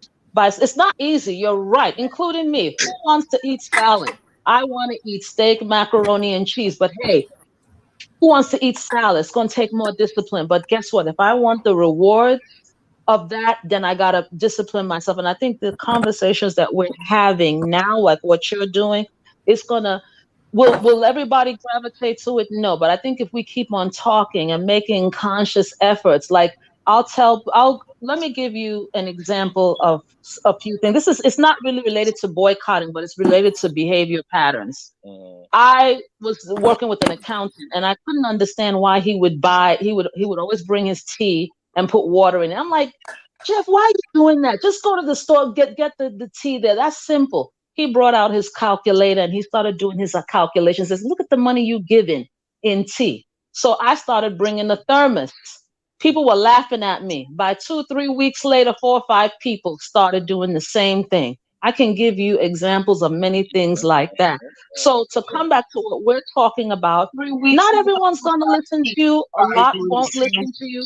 But by the time you say, I ain't supporting that, I'm not with that, I think when people start to do what others do, if we start throwing out the seeds out there, we can start change however little, and before it has a domino boomerang effect. That's what I think. May I interject something, please? Yes. May I please? It's only fair that I get an opportunity to explain myself. Now, in so many words, I'm being accused of being racist as wanting the black women to date outside the race. I never talked about that. All I was saying was black love, loving yourself. Let me share this with you guys. Like I said, my son just graduated from college. I put all of that self-love in him coming up. And when he talks about a woman being beautiful, or when he talks about liking a woman, this is a black woman. Now, a lot of my friends are angry with me because they say I taught him to be racist. No, ma'am. I taught him to love himself. And that's all I'm saying. When you constantly go outside your race to find beauty and not seeing in your own, that is pathological. That is a mental health crisis that you're in. And a lot of these black men are doing it. Some black women are doing it, but it's mostly these black men. If we can't be enough, then why are you even on this earth? Tina, are you white or black? I'm black. Oh, okay. I was just asking. I was just asking. I like your country accent. I love it.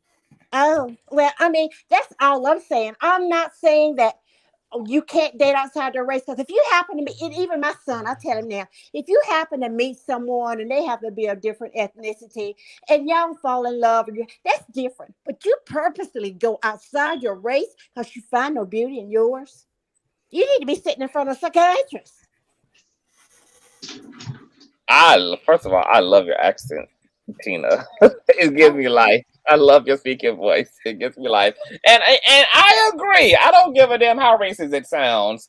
I agree that the ultimate embodiment and personification of self-love is wanting to, I mean, it's first and foremost like represented in your proximity to your own.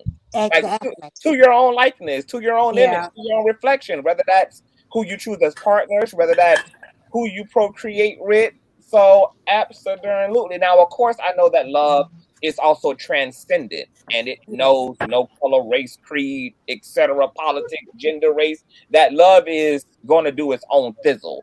But I think that Black and brown people have to be careful about being very all lives matter, though, because even though yes, love is transcendent and we can love who the hell we want and we should, that but because of what we've been through, we have to make sure that what's influencing and what's encouraging our desire to move outside of ourselves is not a insidious product of the conditioning of pale supremacy. We need to make sure that we just need to do a self-inventory and make sure that anti-Blackness is not something that's feeding off of that impulse or even creating this kind of over-romanticism or glorification of other ethnicities of people.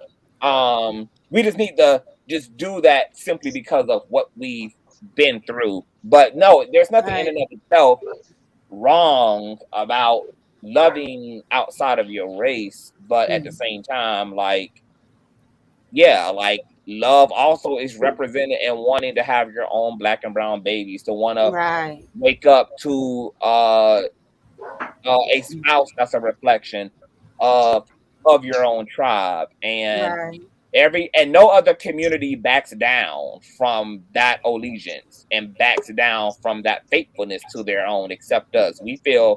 We've now got to the point where we feel like it's outlandish for it's outlandish to put our own. It's outlandish to want to continue to or to stay close knit. White folk do it, Jewish folk do it, Indians do it, everybody else is on code. And yet we think that we are off track by only sticking to ourselves. If we don't, especially without the economic power, without the political power, without the societal power necessary, we're going to be weaponized for other people's agendas. What the Black community needs first and foremost is power. I think that everything else will fall by the wayside when we're able to differentiate ourselves and we have the societal infrastructure to protect our own ends and our own means and our own communities and belief systems, but we have none of that power right now. So it makes everything that we do comes back unto collapse. But like my girl Ross was saying, we also have to do what the fuck we have to make do with what we have, and we can't just lay down and mutate over it either. So we've got to start making change on a ground level, and that starts with being able to decide the things that are very poisonous to our people and poisonous to our spirits and poisonous to our children, the things that are not, and challenging those things and being a community that gets back to principle. But that all does start with love, and it starts with falling back in love with each other. We have a very multifaceted problem amongst the Black community. We have Black people who don't like Black people who don't prefer Black people, Black people who patronize Black people. We have a lot of anti-Blackness. We have Black people who will scrutinize each other and each other's businesses more than we scrutinize pale supremacy and their institutions. We have an issue with seeing each other rise to the top. We are more likely to support people who don't look like us than to support one another. We have to overcome all of these things because all of these things is the result of the Ku Klux Klan's demonic ass psychology. We've just become the white people of the black community as a people. So, but I struggle a lot with this conversation about what it takes to resolve because on the other end, I'm just like, I don't know how much progress we're going to be able to make in a system that is hell bent on making us sick. Like, how are you going to how much progress, how much can you heal while you're while you're literally existing in a system that keeps re-traumatizing you over and over and over and over and over again, where the emasculation is 24 hours a day, where the anti-blackness is every single day. Like, and I'm going to be honest, when I get over my kind of rosy colored lenses at looking at this, my heart goes back to one resolve, and it is to tank the motherfucking land. To tank it. To tank it. It's going to be the only way truly out is to tank the land. Because what is tank? I want you guys, whatever y'all feel intuitively tank means is, because, you know, certain things you cannot, we can't say for the sake of, censorship and all of that. But I have a solution. I have a solution. Platform official Reggie, yes. I have a solution, but it's not gonna happen. Mm-hmm. And the reason why it's not gonna happen is because we every can't hear time you. Are you there? we attempt to do it, yes, I'm here. Can you hear me? Okay. Yes, I can hear you now. Can you hear me? Okay. Yeah. Every time we attempt to do it, they take us out. And it's been done before. This is a new phenomenon that we're going through. All of us that grew up in the 70s and the 80s, we've seen it done before. We've seen black people uplifted. We've seen us uplift each other. We've had Black Wall Street. We've had black super strong communities. But this is a new thing that's going on where it's an individualized black person. No longer are we collectivized. Back in the day, the top leaders, whether you were a basketball player or you was Dr. King, they came together. Whether you was Malcolm X, whether you was a different religion, they came together. Nowadays, the black person is about me, even the church, even down to the churches. Churches don't come together, clubs don't come together. Everybody is individualized.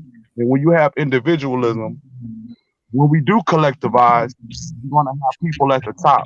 You're gonna have the Jay-Z's, you're gonna have the people that the Diddy's or whoever. I'm just naming entertainment, but it happens in any sector, education, science, whatever. They're gonna be at the top. They're gonna break that collective down. They're gonna break our unity down. They have their own already, and they don't want us to have. And so they're already taken by the authorities, the censorship that's in. Like you're seeing it with Kanye West. We don't agree. A lot of people don't agree with a lot of things that he said, but still they're taking him down because he's messing up the system. And when too many people know too many people, now everybody wants to party. And we're gonna come back, you know what I'm saying? We're gonna come together, and there's no coming together in the black community. We have no leadership. There's no centralized person. He's the spokesperson. She's the spokesperson. That's over with. They either kill them or they're in jail. That's it. So now Ain't nobody up to a new generation to come, which we might not see. That's going to have to take back America because we're not going back to Africa. We're not from Africa. We're from a lot of us Detroit. never came. We native. A lot of us they put the title African, really Native American, Aboriginal. Yeah, we're similar. A lot of us are not even from Africa. They talk about the red Indians, but it was a lot of brown and black. But it's division in this in our community. So don't be worried. You know what I'm saying? We always look at the cup is half full. It's a lot of positive black things going on. But the So can Mexicans we do it like too. You got push Mexican the Americans. messenger You got like Mexican Americans down here in Houston and in Texas that hate foreign Americans. They don't want them to come. They don't care about no Latin Americans. They talk about they're American. That's how they feel. So it's division going on everywhere. It's not just like it's a black thing. It's an everywhere thing. When you look over there in Ukraine, they don't want them to going over there to Turkey and all them other countries. They don't want them at Poland and all that. It's division everywhere. So we got to look beyond what we got and stop uplifting nigga things. We are black people.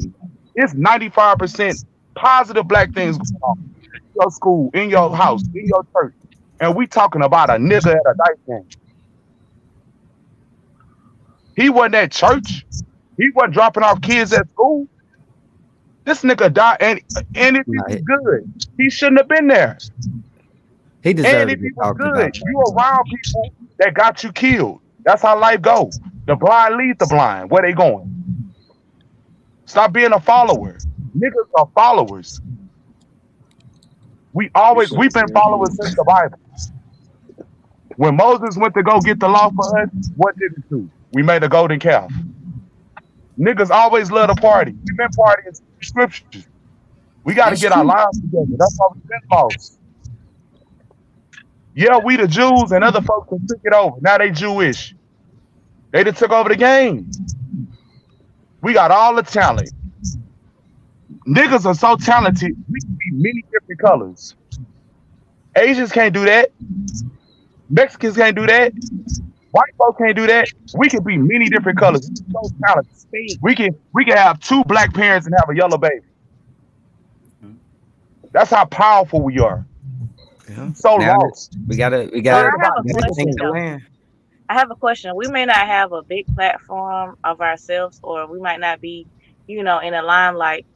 So knowing this and having this conversation, because we always just having a conversation, what are we gonna do about it? Because it's like we can talk and stuff like that. So let's come up with a resolution and let's talk about it. Let's do it. Let's be about it instead of just talking about it all the time. Let's just come up with something. Let's talk. Let's network. Let's do what we're gonna need to do to make this shit better. I think this is a part of the solution because we setting a standard. Like everyone on this panel right now is saying we're not going for that shit. Like we're not a part of it. Keep it over there. That's but not what we our need to make culture a represents. movement towards it, like some kind of action towards it. I think honestly, my part, I think the best action is just to shame it and just not be a part of it. Like don't accept And it. each one, Like yeah, each don't call one, that each one teach one. right. Don't call it black culture. Call it bullshit. Like they over there doing that bullshit. You know what I'm saying? Now they can call it black Okay, because so black means dead. We gotta stop calling ourselves black. When you say we I was black, feeling that's the a same bad way. name for us. I'm glad somebody said it because I was about to say that. I was crazy. But that's the way it's been taught. Yeah, Look up that the is. look up the definition in the dictionary and see what's the difference between black and the difference between white. But we not. But They also told us that Columbus discovered America. Okay, It so does. I'm And the dictionary is But not just how we. because Also, what you they call it, identify as. But the but dictionary just is not because how we they call it, determine blackness, though. but just because they call it I know that might bad, not be how don't we mean that it's determine bad it, either. but that's how it's portrayed. Not, brother. What you gotta it understand doesn't is matter in this what's country, portrayed. It before we matters had an what you identity. believe. In this Do you country, believe before that? we had an identity, we were niggas. Then we were colored. Then we were Negro.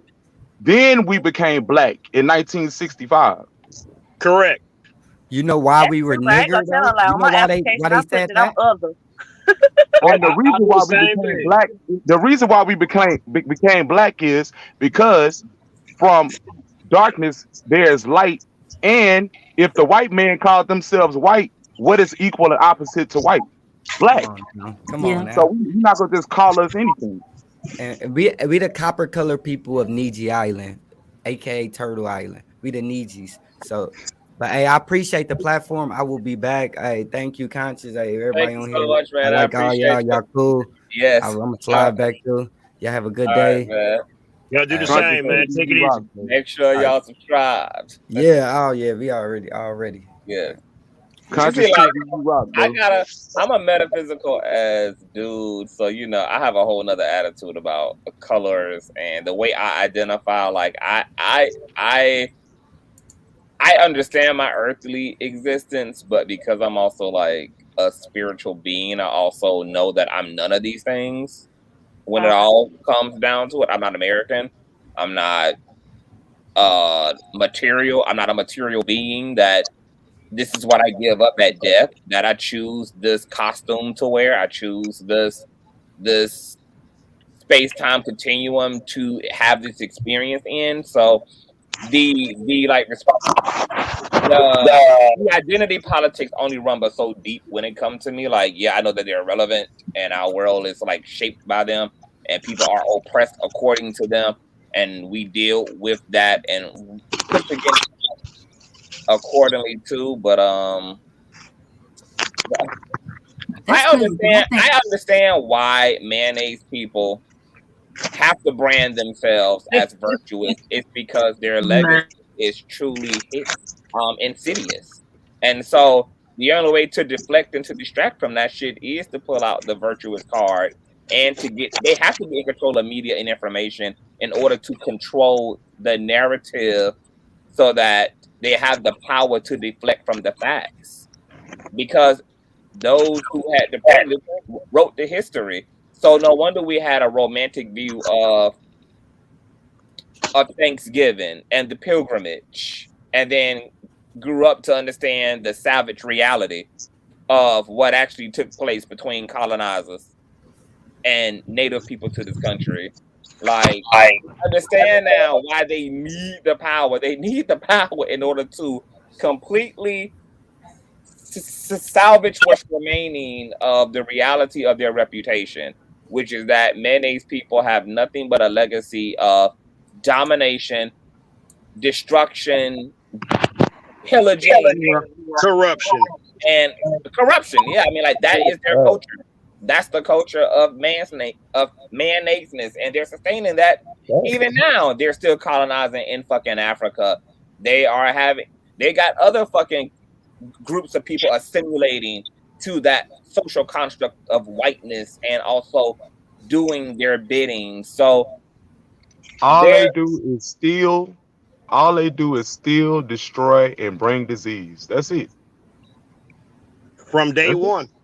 They haven't invented nothing. Think about it. They haven't invented nothing. Even Thomas Edison, he had niggas working for him, man, bro. A white man ain't invent nothing. A white man didn't do no work. What a white man made? A white man take everything. A black woman invented the tampon. Guess what the white man do? Wait for her to die so he can make Tampax. And the white man steal everything.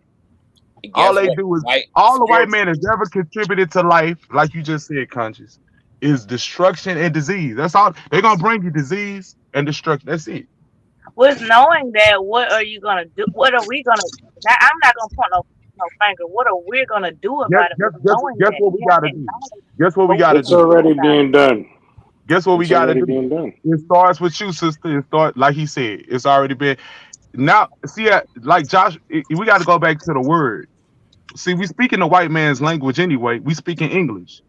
We got the white man's names anyway, so we on autopilot. So now that we passed the woke moment, the woke is over with.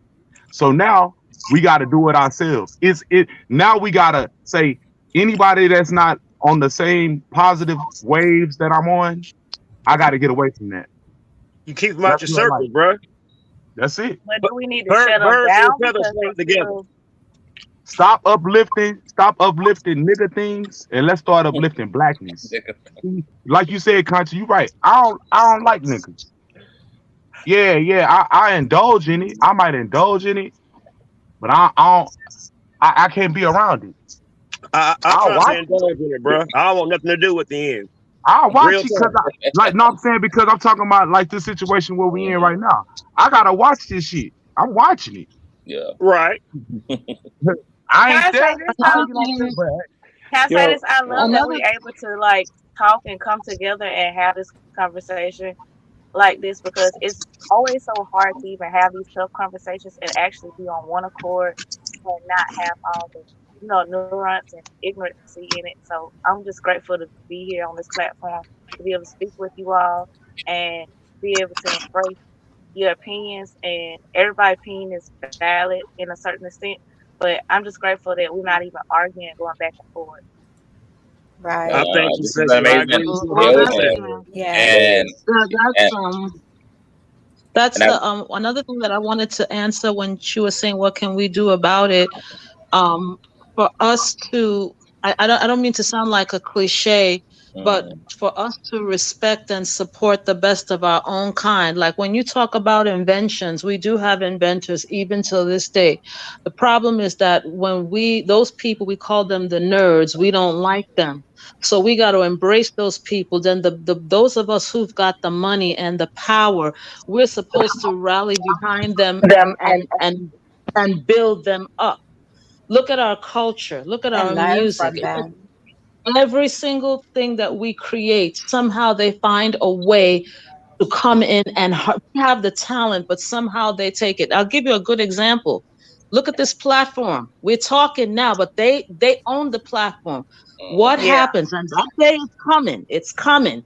What happens when they decide to take their platform? What Black people should do now, instead of all this talking, no disrespect to anybody, but instead of us talking, where's the brilliant scientists of us? Why don't we create our own platform? So when they try to shut us down, hey, to hell with you. We have our own platform. These are some or of they the That's why I don't things say that we even need we to have We us, already network. have or our own they don't, platform. There's already platforms ready or they for it. don't even have us in place to shut us down because we already are existing on our own. Like, and that's what I was exactly. saying, and that's what I was saying even when I covered the whole like complaints that when I was talking about Nicki Minaj a few weeks ago, and she was like going on this rampage about the Grammys. I'm like, but y'all go and buy up and do everything else except start y'all and build and create your own shit. Right. Y'all have the infrastructure and money to have your Exactly. own credible award ceremonies and to not be subjected to mayonnaise folks Exactly. metrics Exactly. and institutions like Oprah. I got my issues with Oprah, but Beyonce said that Oprah gave her one of the best advices, and it's a advice that still needs to be internalized to this day.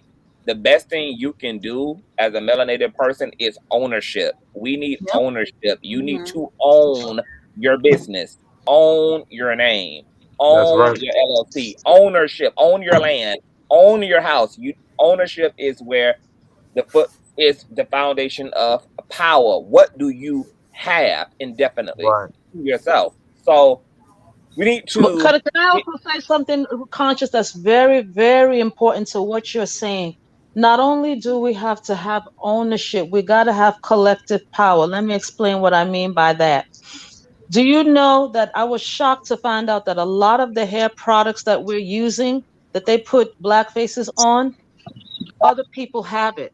Now, they say that we sell it. I don't know, conscious, if we necessarily sell that stuff. I have a feeling that behind closed doors, they muscle you and they tell you, you better give it to us. Look at what they did to Michael Jackson. I used to think that they were talking crap. I really think they murdered that guy because look at what happened. He practically was behind Sony, but because Michael Jackson did not have the collective, you're only so strong on your own. So we got to have those powerful people who like, oh, if you come in at us, our powerful people coming because you can own, you can still own, but it's taken back from you. Look at what they're doing to Kanye. I heard he's gone down from billionaire status now to millionaire status To 400 because million. the collective is not behind him. So in addition to the ownership, we got to have that strong collective I hear what you're that saying, but he's a bad example. I He's was a about bad to say example. Kanye is the well, I one. for mean, lack He's of a a bad I better wanted for to example. lack of speak a on better that for lack of point, a better example. Number but one, at the same time, I was like, it's the like I said before, the messenger, but the message sometimes be right. Not Right. everything he say is correct, but he may be the wrong messenger, but the message is right. So, like I said before, if we don't slow down and just listen to what the message is, we're not Yeah. gonna actually get it. But you know what? He's not the wrong messenger, and he's not giving the wrong message. Kanye Listen, can I be just an gotta say that so awesome. it don't cause no controversy. No, I no, no. think Look, Kanye's the wrong let me just example say to this. use. Kanye has a very powerful message. Like, it's not too much that he says is wrong or untruthful. It's the way he does it. Because Kanye had billionaire status. He had the opportunity to get away from Adidas and build his own companies, his own distribution centers, produce his own clothes and his own shoes, employ more black people. He chose not to do that. And he stayed with them. But and let me tell you what a lot of these guys do. They love to flex for clout. Like, I own this. Like, all of us thought Nick Cannon owned Wild and Out, right? Until they snatched that shit from him. See, we all learned Thought, that though, right? yeah, We all but learned listen, that. everybody thought Kanye had such a Niggas major don't own ownership in niggas. the stuff until they snatched it from him. These guys not really going out there building their own. They're falling under major companies, and then they boast to us, the public, like they own it. Like, see, I own this. Like, Jay-Z does not own Duce. He falls under another major brand that is not an all-black brand. Same thing with Diddy and all those other guys. They don't really own anything. Well, I'm gonna say this: they own their name, but they are a part of a larger corporation that they don't own. When they could Can I all chime come in and ask together you right and quick? create their own. Can I add in and chime into you? Because that's the thing. So we be, like I said, they are like most people say, they are influencers. So they influencers say, oh yeah, you can do this and do all that. But then we found out later on they ain't own half of anything. They say they billionaire Niggas are status, just but then influenced. when everybody leave them, then now they don't even have anything. Not So Black only, folk don't really for own most not of the nothing. only people They that just that. influenced. most of Yeah. the people that's watching, that's the younger crew. I'm not talking about us. Because we might be in our 30s, late 20s and 40s or whatever. But as far as the younger community, like the 16-year-olds and the early 20s, they're watching it and like, okay, yeah, I'm rocking with that because he's owning the shit, but they're not even getting the back detail to understand that the only reason why Exactly. they're a billionaire status is because of other people that back them or invested in them and stuff like that.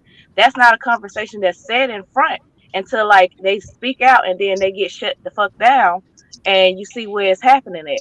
But Most of these that's like millionaires, Not on a only that. even with our white counterparts, they don't even be millionaires and billionaires. Like, look at the Kardashians, you'll be allegedly. surprised Oh, because who it is goes off of millionaire and billionaire. assets. So that number Right. goes off of assets. That's Right. why Kanye number dropped so low after he lost those deals. Because And he matter of lost fact, the them last interview assets. he just did, he said he probably only have 40 million in the bank now after he lost all those deals. He's still worth 400 million That's because he saying that black people owns don't really certain own companies. nothing. But what he has in the bank and what you're classified as being worth is not the same thing. Yeah, You know but Black what you know people she's what? don't The, really the own thing with Like they anything. say in the Kanye, bank or the yeah. papers. the thing that makes Kanye like really problematic is, he did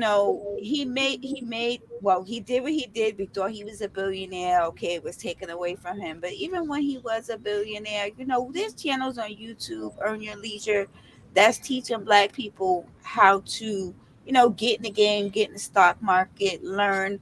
All I hear Kanye do is just run his mouth and brag. Yep. Balenciaga, Nah, but you gotta.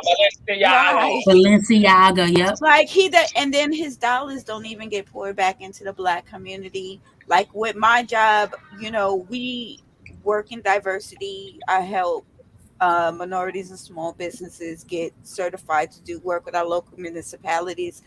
They don't do stuff like that, and that's what we need. We need people that have done it and that Black could teach the people do I not wouldn't community. say he Okay, don't so do let's that. get back on the anything. He point does of what give we're back to talking his about. We're We community. talking have about what to. happened to we're talking about what happened to Takeoff, right?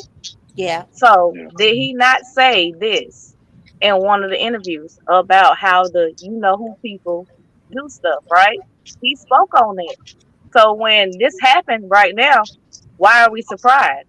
He said that they pushed the music for it to demonize and to be all that shit towards the black community.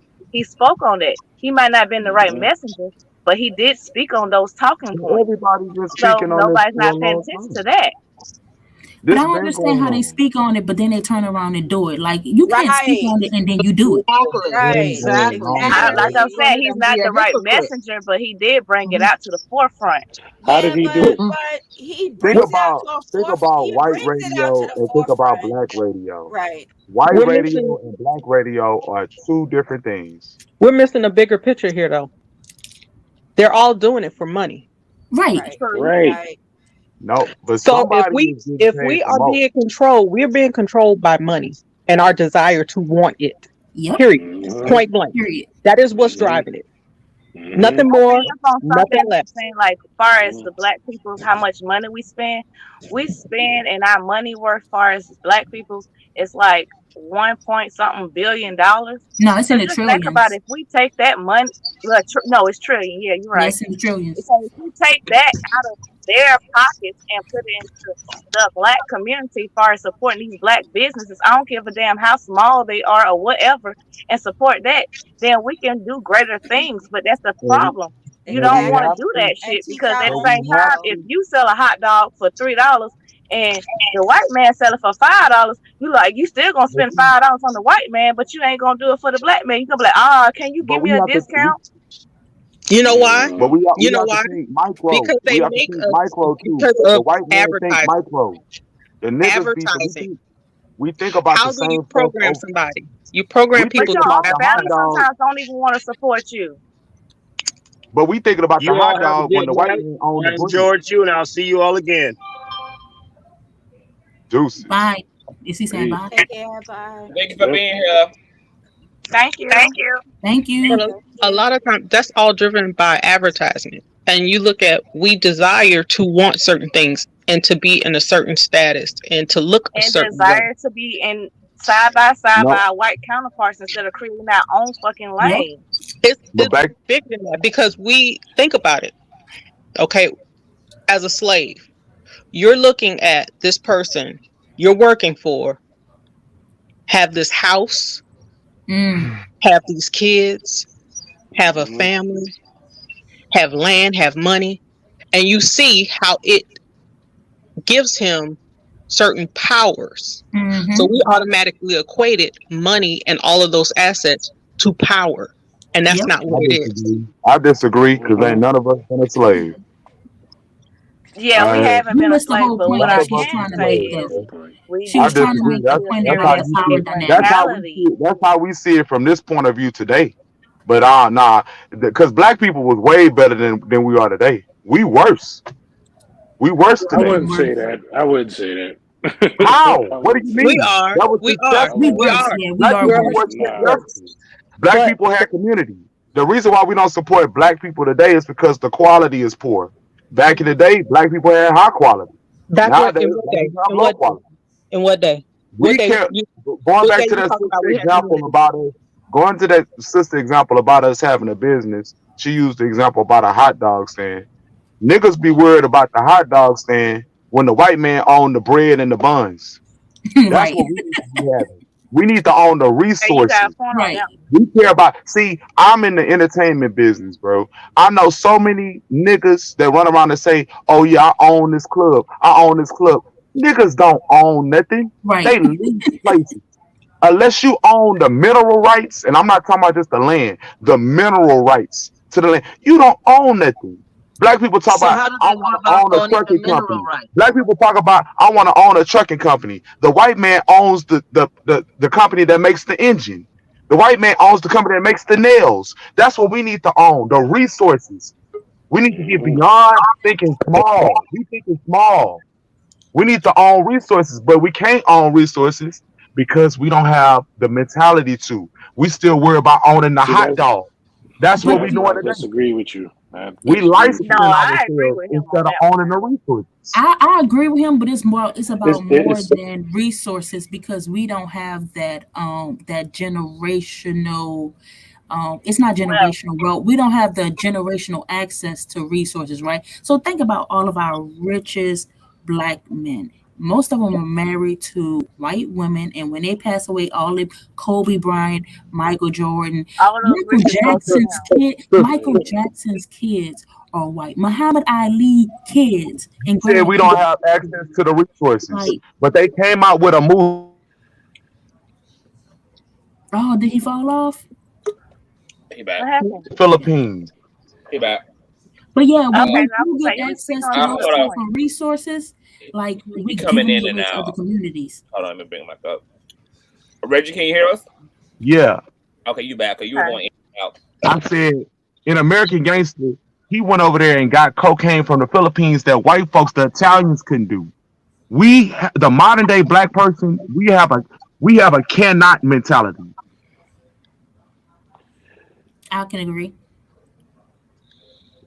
I don't know if he's talking. Bro, we're gonna need you to go stand by the Wi-Fi router. Something is going on with your phone. Reggie, can you hear me? Yeah, I just think that we are already passing the information to the next generation. It's not going to happen for us, but we could pass it on to the next generation. And this conversation, this is the information we got to give off to the people who are still Exactly. impressionable. Right. This is what Exactly. that's all our responsibility. We're not going to see Exactly. it, but we could pass it on where tomorrow and tomorrow after tomorrow is going to benefit from our labor of today. The Exactly. slaves, Totally agree. we benefit from the labor of the slaves, and look at us. That's why I said we're doing better. It's just we not going to see the plateau of all our labor, but I think that we're doing it right now. And that's one thing I could say about Kanye and his influence. He got these kids not scared to stand up. These kids is Amen. not scared Amen. no more. They're not Amen. scared like we were. We were scared. So we did limitations. We did certain things like we would kowtow. We would bend for our jobs and all that. Today, these kids ain't even going to work. They're creating. Jive and tap dance. You see what I'm saying? Like Conscious, he's a entrepreneur with this platform. This is something that the slaves passed on to us. We're benefiting. We're doing it now. We just don't see it firsthand, but we are But we're benefiting. not, because we're not providing for our lineage. How many of you guys have wills or trusts set up for your families? How many? Wait a Okay, minute. how How many many of you people have guys have health money insurance already aligned? set up for your burial? Me. I said me. Because my grandma is not about to be forced to do no damn fish fries and sell no damn barbecue meat for my birthday.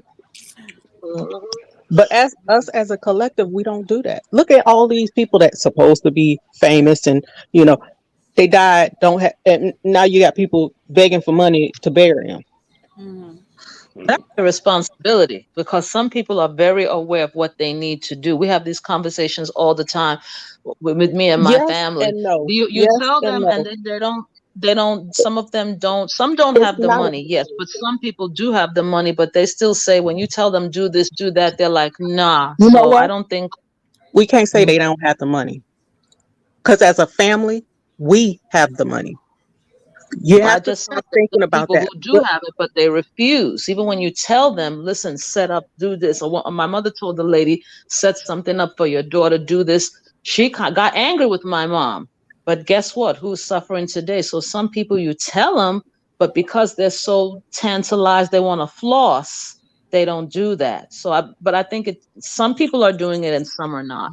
You can't Yes, tell them as because an they're individual. It has to be like ingrained in us as a culture.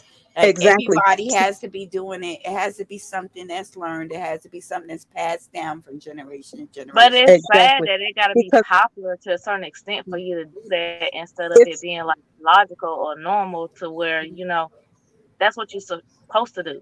That's it's how we about Yeah. supposed taking to care do. of your lineage. It's I see, and it's Something that the disheartening. Latinos are good at, something that the Asians are good at, something Right. that a lot of communities are. You will have a beauty supply store or a nail shop that's been in the family for 3 generations. Yeah. Like Exactly. they raise their kids up in their shit. Their kids learn the business, the yoga business at 3-4 they in there. Even them instructing by 7 years old, they instructing You the go yoga to the class. there's a Chinese store off the block from me, and the kid is in there working with the parents. So it's not something that some random person could say, "Hey, you need to do this." That's not going to work.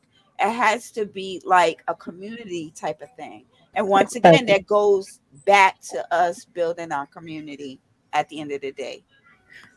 Peace and love. I wanted to add to what y'all was saying, and everyone has been speaking on some like the things that y'all have been saying. It's been amazing. But what I just wanted to add to what you were saying about community, and really what it is nationhood. Because we have a nation, and we're really the American nationals. So when they say you're American, that means that you identify with being a part of this land, like you don't know no other land. You haven't, even when they tell us that we're from Africa and things like that.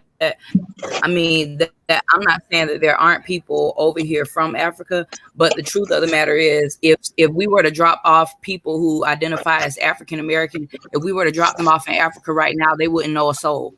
But if you were to drop them off in America as a refugee or whatever, they would know where to go because they have always been here. Their family has always been here. So that's, when they say nationhood, the only way we can get our own ownership in that massive way, or in that big way, that like to have like a beauty supply store, or even making engines and doing things of that nature, we have to be collectively united on what it is that we're doing.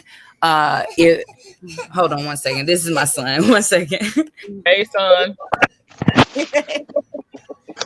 I really think that we could actually start from, why are we allowing the music that's being pushed about us? Yeah, and see, that's another thing. Why are we allowing that? Why aren't people calling into the radio stations? Why aren't people calling into Sony and all these other record labels demanding that they stop it? Well, I just wanted to speak just really briefly on the nationhood part. Right now, with us identifying as African American, with us identifying as Black, with us identifying as color, we're all identifying as something different. And the reality is, Black in the legal system, it means you have no rights, or you're seen as like dead in the eyes of the law. So you're seen as state property. So with whatever state that you're in, if you're identifying as these misnomers or as these labels that they made up, and this is the best way that I can explain it for a simpler example. Say for like the word bling bling, that was something that was made up by Lil Wayne. So if you were to take that word and put it on a t-shirt and try to sell it, Lil Wayne could come and sue you, because that's his terminology that he made that you're technically using and running with. That's the same thing with the label Black. That's the same thing with the label African American. That's gatekeeping. Yeah, exactly. But that kind of information is stuff like that they keep back from us within all the different states that are called the United States, because the United States is a service corporation that's set up to serve the people. But if you're identified as something that's like a lower class, where you're not seen as a national and you don't have any rights, this is how you are abused in the States. And this is why we don't have nationhood or have any authority. But we get that authority internationally when we are nationals, because there's an international business going on amongst groups or nations of people. But we are not identified as a nation when we call ourselves Black and African American, because you cannot be from two continents and you are not a color. You are a person. So we all here, right?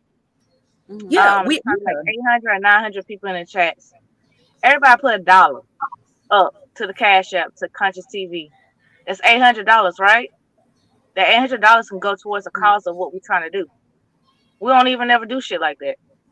Do you think about like when folks have platforms where it's like 2K, 3K in the chat? Put $1 up. You don't even have to put that much up. There's a lot of corruption. Some of us have different, I'm gonna call you on that one. People have been doing that. No. I want to finish. I'm sorry. But I'm just saying, let's put our money up. We talking about it, let's put our money up and like try to do and make it happen, instead of like I say, I get what everybody's saying. I get what, when I brought it up earlier, when I was like, what we're gonna do about it. It's like we gotta be about what we're talking about. We gotta move. So it's like, okay, we can talk about it for hours and hours, but then at the end of the day, that goes away for a couple of days, or then it goes away for a couple months. So it's like, we're talking about it right now, what we can do. Let's do it now. Let's do it. Let's go.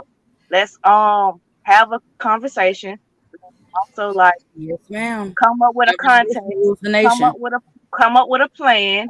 Let's do it and go ahead forward with it and move. Who wants to start a petition then with the record companies? We can do that. Mm-hmm. Well, let's do it. So, like, let's just figure it out. Let's go ahead and go look it up and do it. That's Do why I you was really saying, think like, a because petition? we gotta move. Do you really We think a can't petition? continue to just talk about something and not Do move you on think it. a petition is going to stop the record company? I don't really Realistically think it's speaking, a no. petition. That's why I say let's It's put our money up probably and do worth. something. I think she's giving it as an example, and Mhm. I think it's worth a try. Would that she that's a very good point. But what I'm thinking about is that when you give a petition and they're looking at the money, they feel that they stand to lose because all they really care about is the money. And I used to hear the leaders of back in the day said that these people don't care. The only color they care about is green. So the petition is nice, but do you think it would be more powerful if we put the word out and tell our people stop buying this music? And when they see Yeah. that there is a drop in the sales, because you can't Yeah, force that's people. true. Yeah, Definitely. absolutely. Yeah. But Because you still, can't like, have let's our make a biggest movement and do it, and let's It kind of together as a goes along collective. the lines of what she's saying, but That's instead of part of doing a it. That's position as part of it, it's the same type of concept. Because you know why I said this years ago, many years ago. This guy Calvin Butts, this reverend in Harlem, he did a whole petition about that. They steamrolled records. They were talking about it, and ironically, the same community that he was trying to protect, fought him. You know, people didn't want to listen. So I feel like if we pass the word and we say, I'm not saying don't do that part. That's good. But I'm saying that I think we start telling our children, telling parents to tell their children, we're not buying this music. And when those even the history has proven this. All you need to do is like watch some of the PBS history things. They were talking. Yeah, here it was. I was listening to something 2 days ago. They were telling Black people, don't shop where you can't work. And when Black people started doing that, I think that was in the 1950s, 1940s, these white companies started to get uncomfortable because their money was dropping. So that's when you had that whole thing of the token Black, where they started having the token Black people putting in people in there because they were afraid of their money dropping. So in addition to that, I think what's more powerful is if we can galvanize people and we tell them, look at this man, this boy Takeoff. That really hurt me. I don't even listen to that music, but he was like a calm person. From what I understood, he He minded was his not a own calm business. person. He was not a calm person. He did Well, not mind his own I business. don't Less know. than 24 hours before that shooting occurred, they had just released a album. And in that album, he said, if you can't fight a nigga, stretch him out. He also bragged on that same video about his gang tattoo on his face. So he was not quiet. That happened, right? But Was we're being that distracted He about still what don't that deserve to means about die. that instead of going forward and Nobody, doing what we I got to did do not to say, resolve the He issue. doesn't.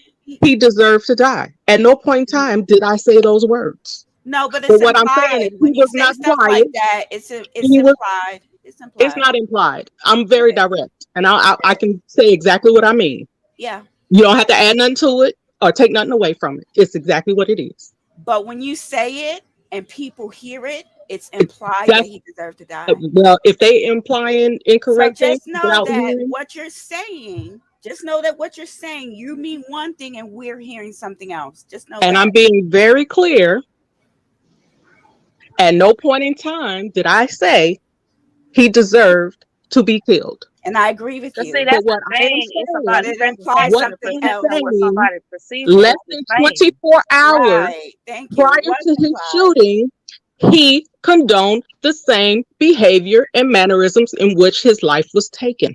Right. So then it In comes which back to he what was we were saying financially, earlier about the hold up, culture. where he was financially profiting off of.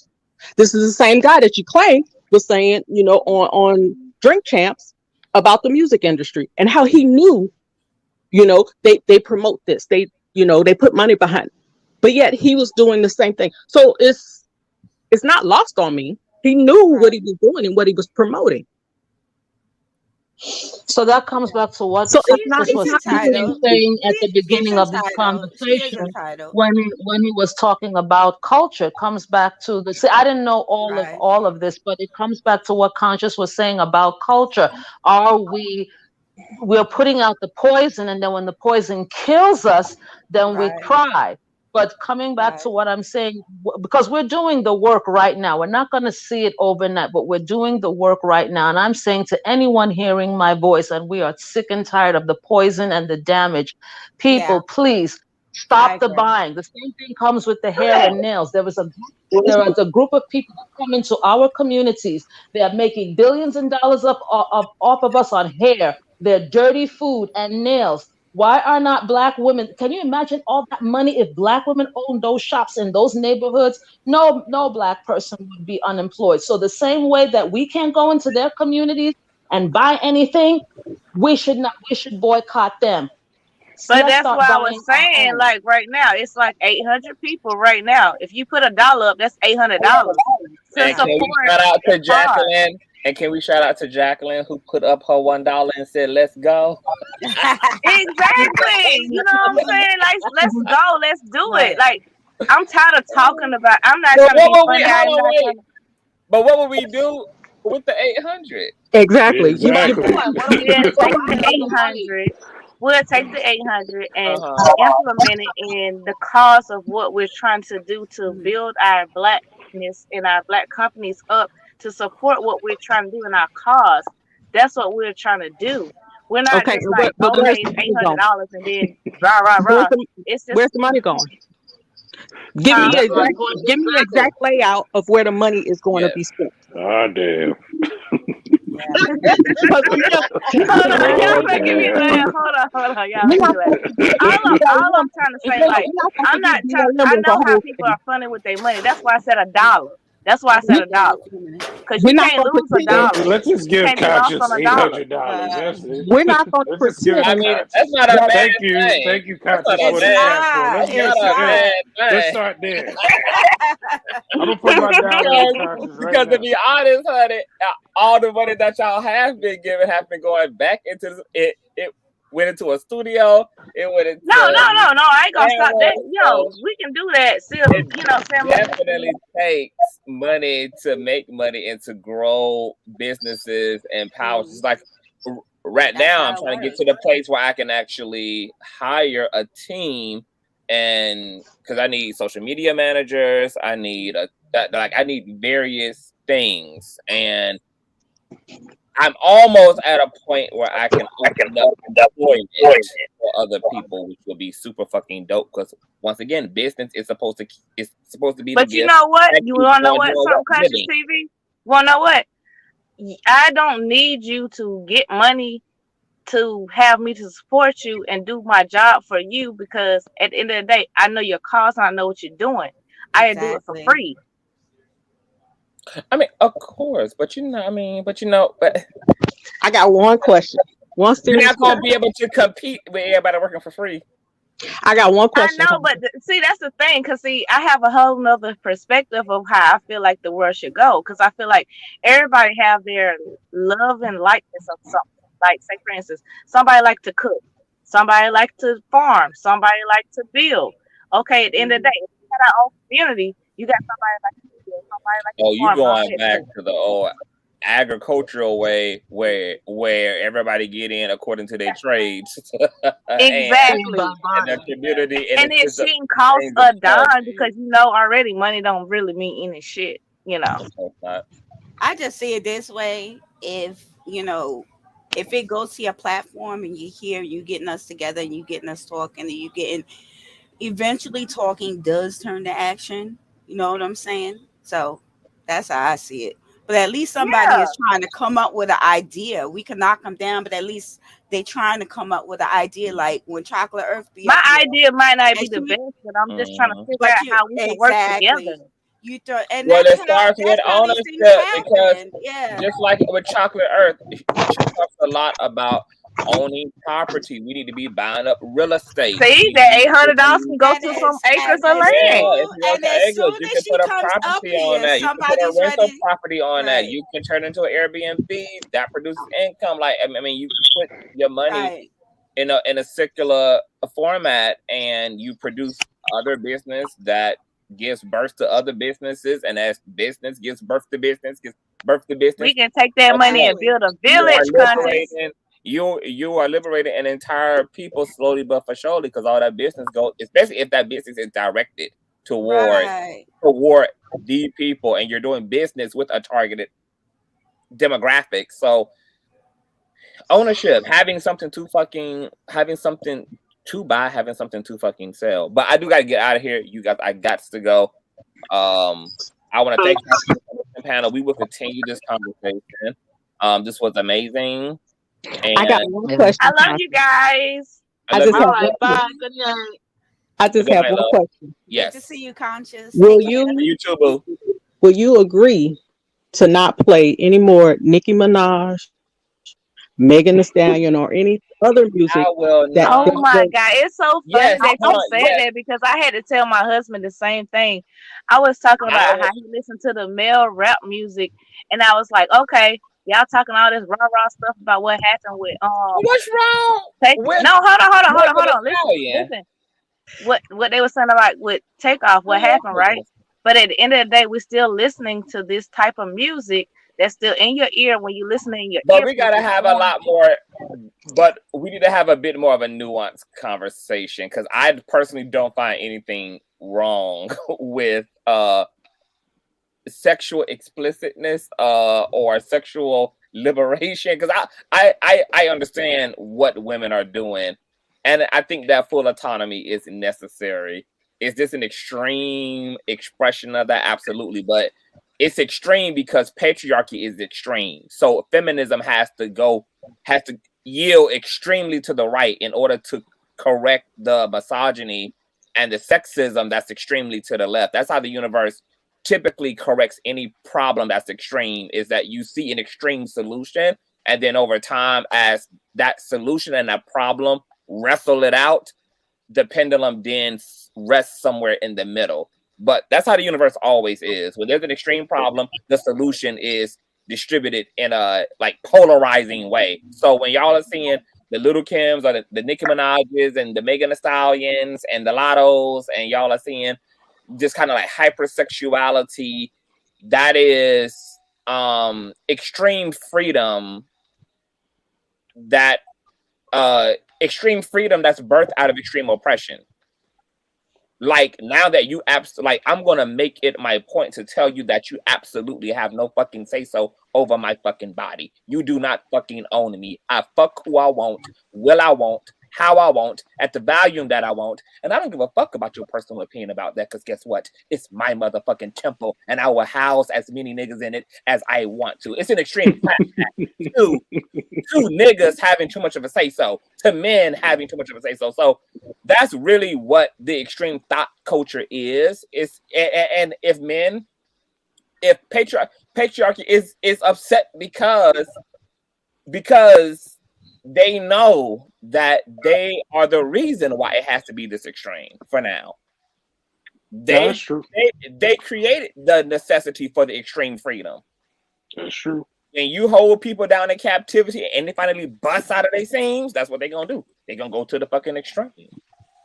Okay, so you're gonna support the one that Now, promotes Pastor John spoke, so yeah, I agree with you on that. for Now. sexual liberation, but anything that degrades or talks about killing Black people, will you agree to not play it? I don't really play gangster shit like that anyway, but can we just lay off my soundtracks? Okay, this No, I'm just saying. No, I'm being honest. I'm not gonna be insincere, because I'm grown enough to listen to that shit without going out there and killing people. So no more NBA young boy. I don't. It's not about that though, Conscious. It's more of they're getting for that. I will. So there will be no. My compromise would be I will play the instrumentals of those songs. We'll be singing in our head. We'll leave out the words on the instrumental. I'm gonna have to slowly weave myself off that because I enjoy music. I am a lover of music. I love all of the genres, as toxic and crazy as they are. My only issue is that there are people who can't make that distinction, and there's an oversaturation of a certain brand of music and we're living in too dangerous of a society. So I understand the concern, but I really don't have a problem. At this point, I'm producing my own fucking intros and music, so I won't even need to use any of these motherfuckers' actual music because I've been creating my own shit. So that's something I'm also working on, is having my own music, my own copywritten, intellectual property, etc. And then y'all won't be seeing no mainstream fucking music heard here. Y'all will be hearing my own whatever. So for now I will agree to that for sure. But loosely hold me to it. Okay. But yes, I will shake on that. I think I can do that. And but when wait, no. Change that. I'm going to make an exception for Super Freaky Remix because the only reason why I have to say that stuff is because the same audience that say they support me have to be begged to thumbs up a video that directly supports what I do. So if I got to torture people into getting us where we need to be at this point, I choose violence because we got to just move forward. And if I got to fight, drag, kick, torture, torment, agonize, and everything else to get there, I am standing 10 toes down. But there needs to be a conversation as well around why I have to ask for certain things that should automatically come when it comes to being supported. Yeah, I shouldn't have to continue to ask you thumbs up, chat. Nobody should have to do that. Those should be automatic responses. People all the time say they support, they love it, they encouraged by it, they stimulated by it, they love it here. So then we got to continue to turn love into a verb and an action. So I would love to be able to come in here and people just know automatically to thumbs up because it helps the growth of the platform. Look at how we've grown just over one day, because I woke up this morning at 8, broke news, got back up here. Guess what? And you guys have thumbs up. You guys have shared. You guys have engaged. Guess what that culminated to? We hit our 38K mark, and we now at 38.3 at that. So we are already on the way to 39, and we just hit 38 this morning. So this is what happens when teamwork makes the dream work. I cannot do something like this by myself, but at the same time, too, I don't want to be here wasting my time. So I'm okay with tormenting everybody if it means growth and expansion, because that seems to be the only way that we're going to really get there is if there's some force to compel and push everybody ass into whatever. So if that easier, if that liking the video can get easier, then we can definitely retire Super Freaky Chick. But if that's what it takes to get them mics up in order to get the algorithm popping and to get these notifications out, then it's going to be that until folk ready to just hit that like, because they already know what time it is. Because everything that I do right now is really for the growth of the platform. I only talk about topics that I know is popping. I need to get us to a certain threshold so that we won't even have to rely on the notification system by itself, but you have to hit a certain number of supporters in order to transcend the notification system. See, now that I understand the science of how YouTube works, that's why I do everything the way that I do it. Everything that I do on this platform, for better and for worse, is because of counteracting and getting ahead of the science of YouTube bullshit. There even been people over the past 2 days who've been saying YouTube been unsubscribing them from the platform because I'm also working against YouTube itself. So it's a lot that goes on. So when I'm not being funny, friend, but what I can say, you've been saying this for 2 months. straight. I've been watching you. I've been following on your videos. You've been saying this for 2 months straight. Like, share to stream the video. Like, it shouldn't even take all that. Like, automatically when I come on there, when you live, I say hey in the chat, then I exit out of that shit, and then I hit the like button immediately. But Like, he got new listeners, so that's for the new it's listeners. not rocket science. Well, conscious community, y'all heard it. What you need to do when you come in here, It's not you hit rocket that like science. Hit button. the like button and share. Do it. Matter of fact, make sure you subscribe, because if you support, then you support. That Oh, part. you see how I had to create this a little scene here to remind people. I had to get a knockout to create stuff like this so I can click it just to remind folks. I love it though. It'll I do love surprise you it. how many people will tune in and like a stream and actually forget to subscribe. I'm like programmed, like almost like you done program me. I'm programmed to like it before I even watch the video. So I don't understand how half of the people don't do that shit. Yeah. Well, we're going to get it together, but we had a great discussion here. This was amazing.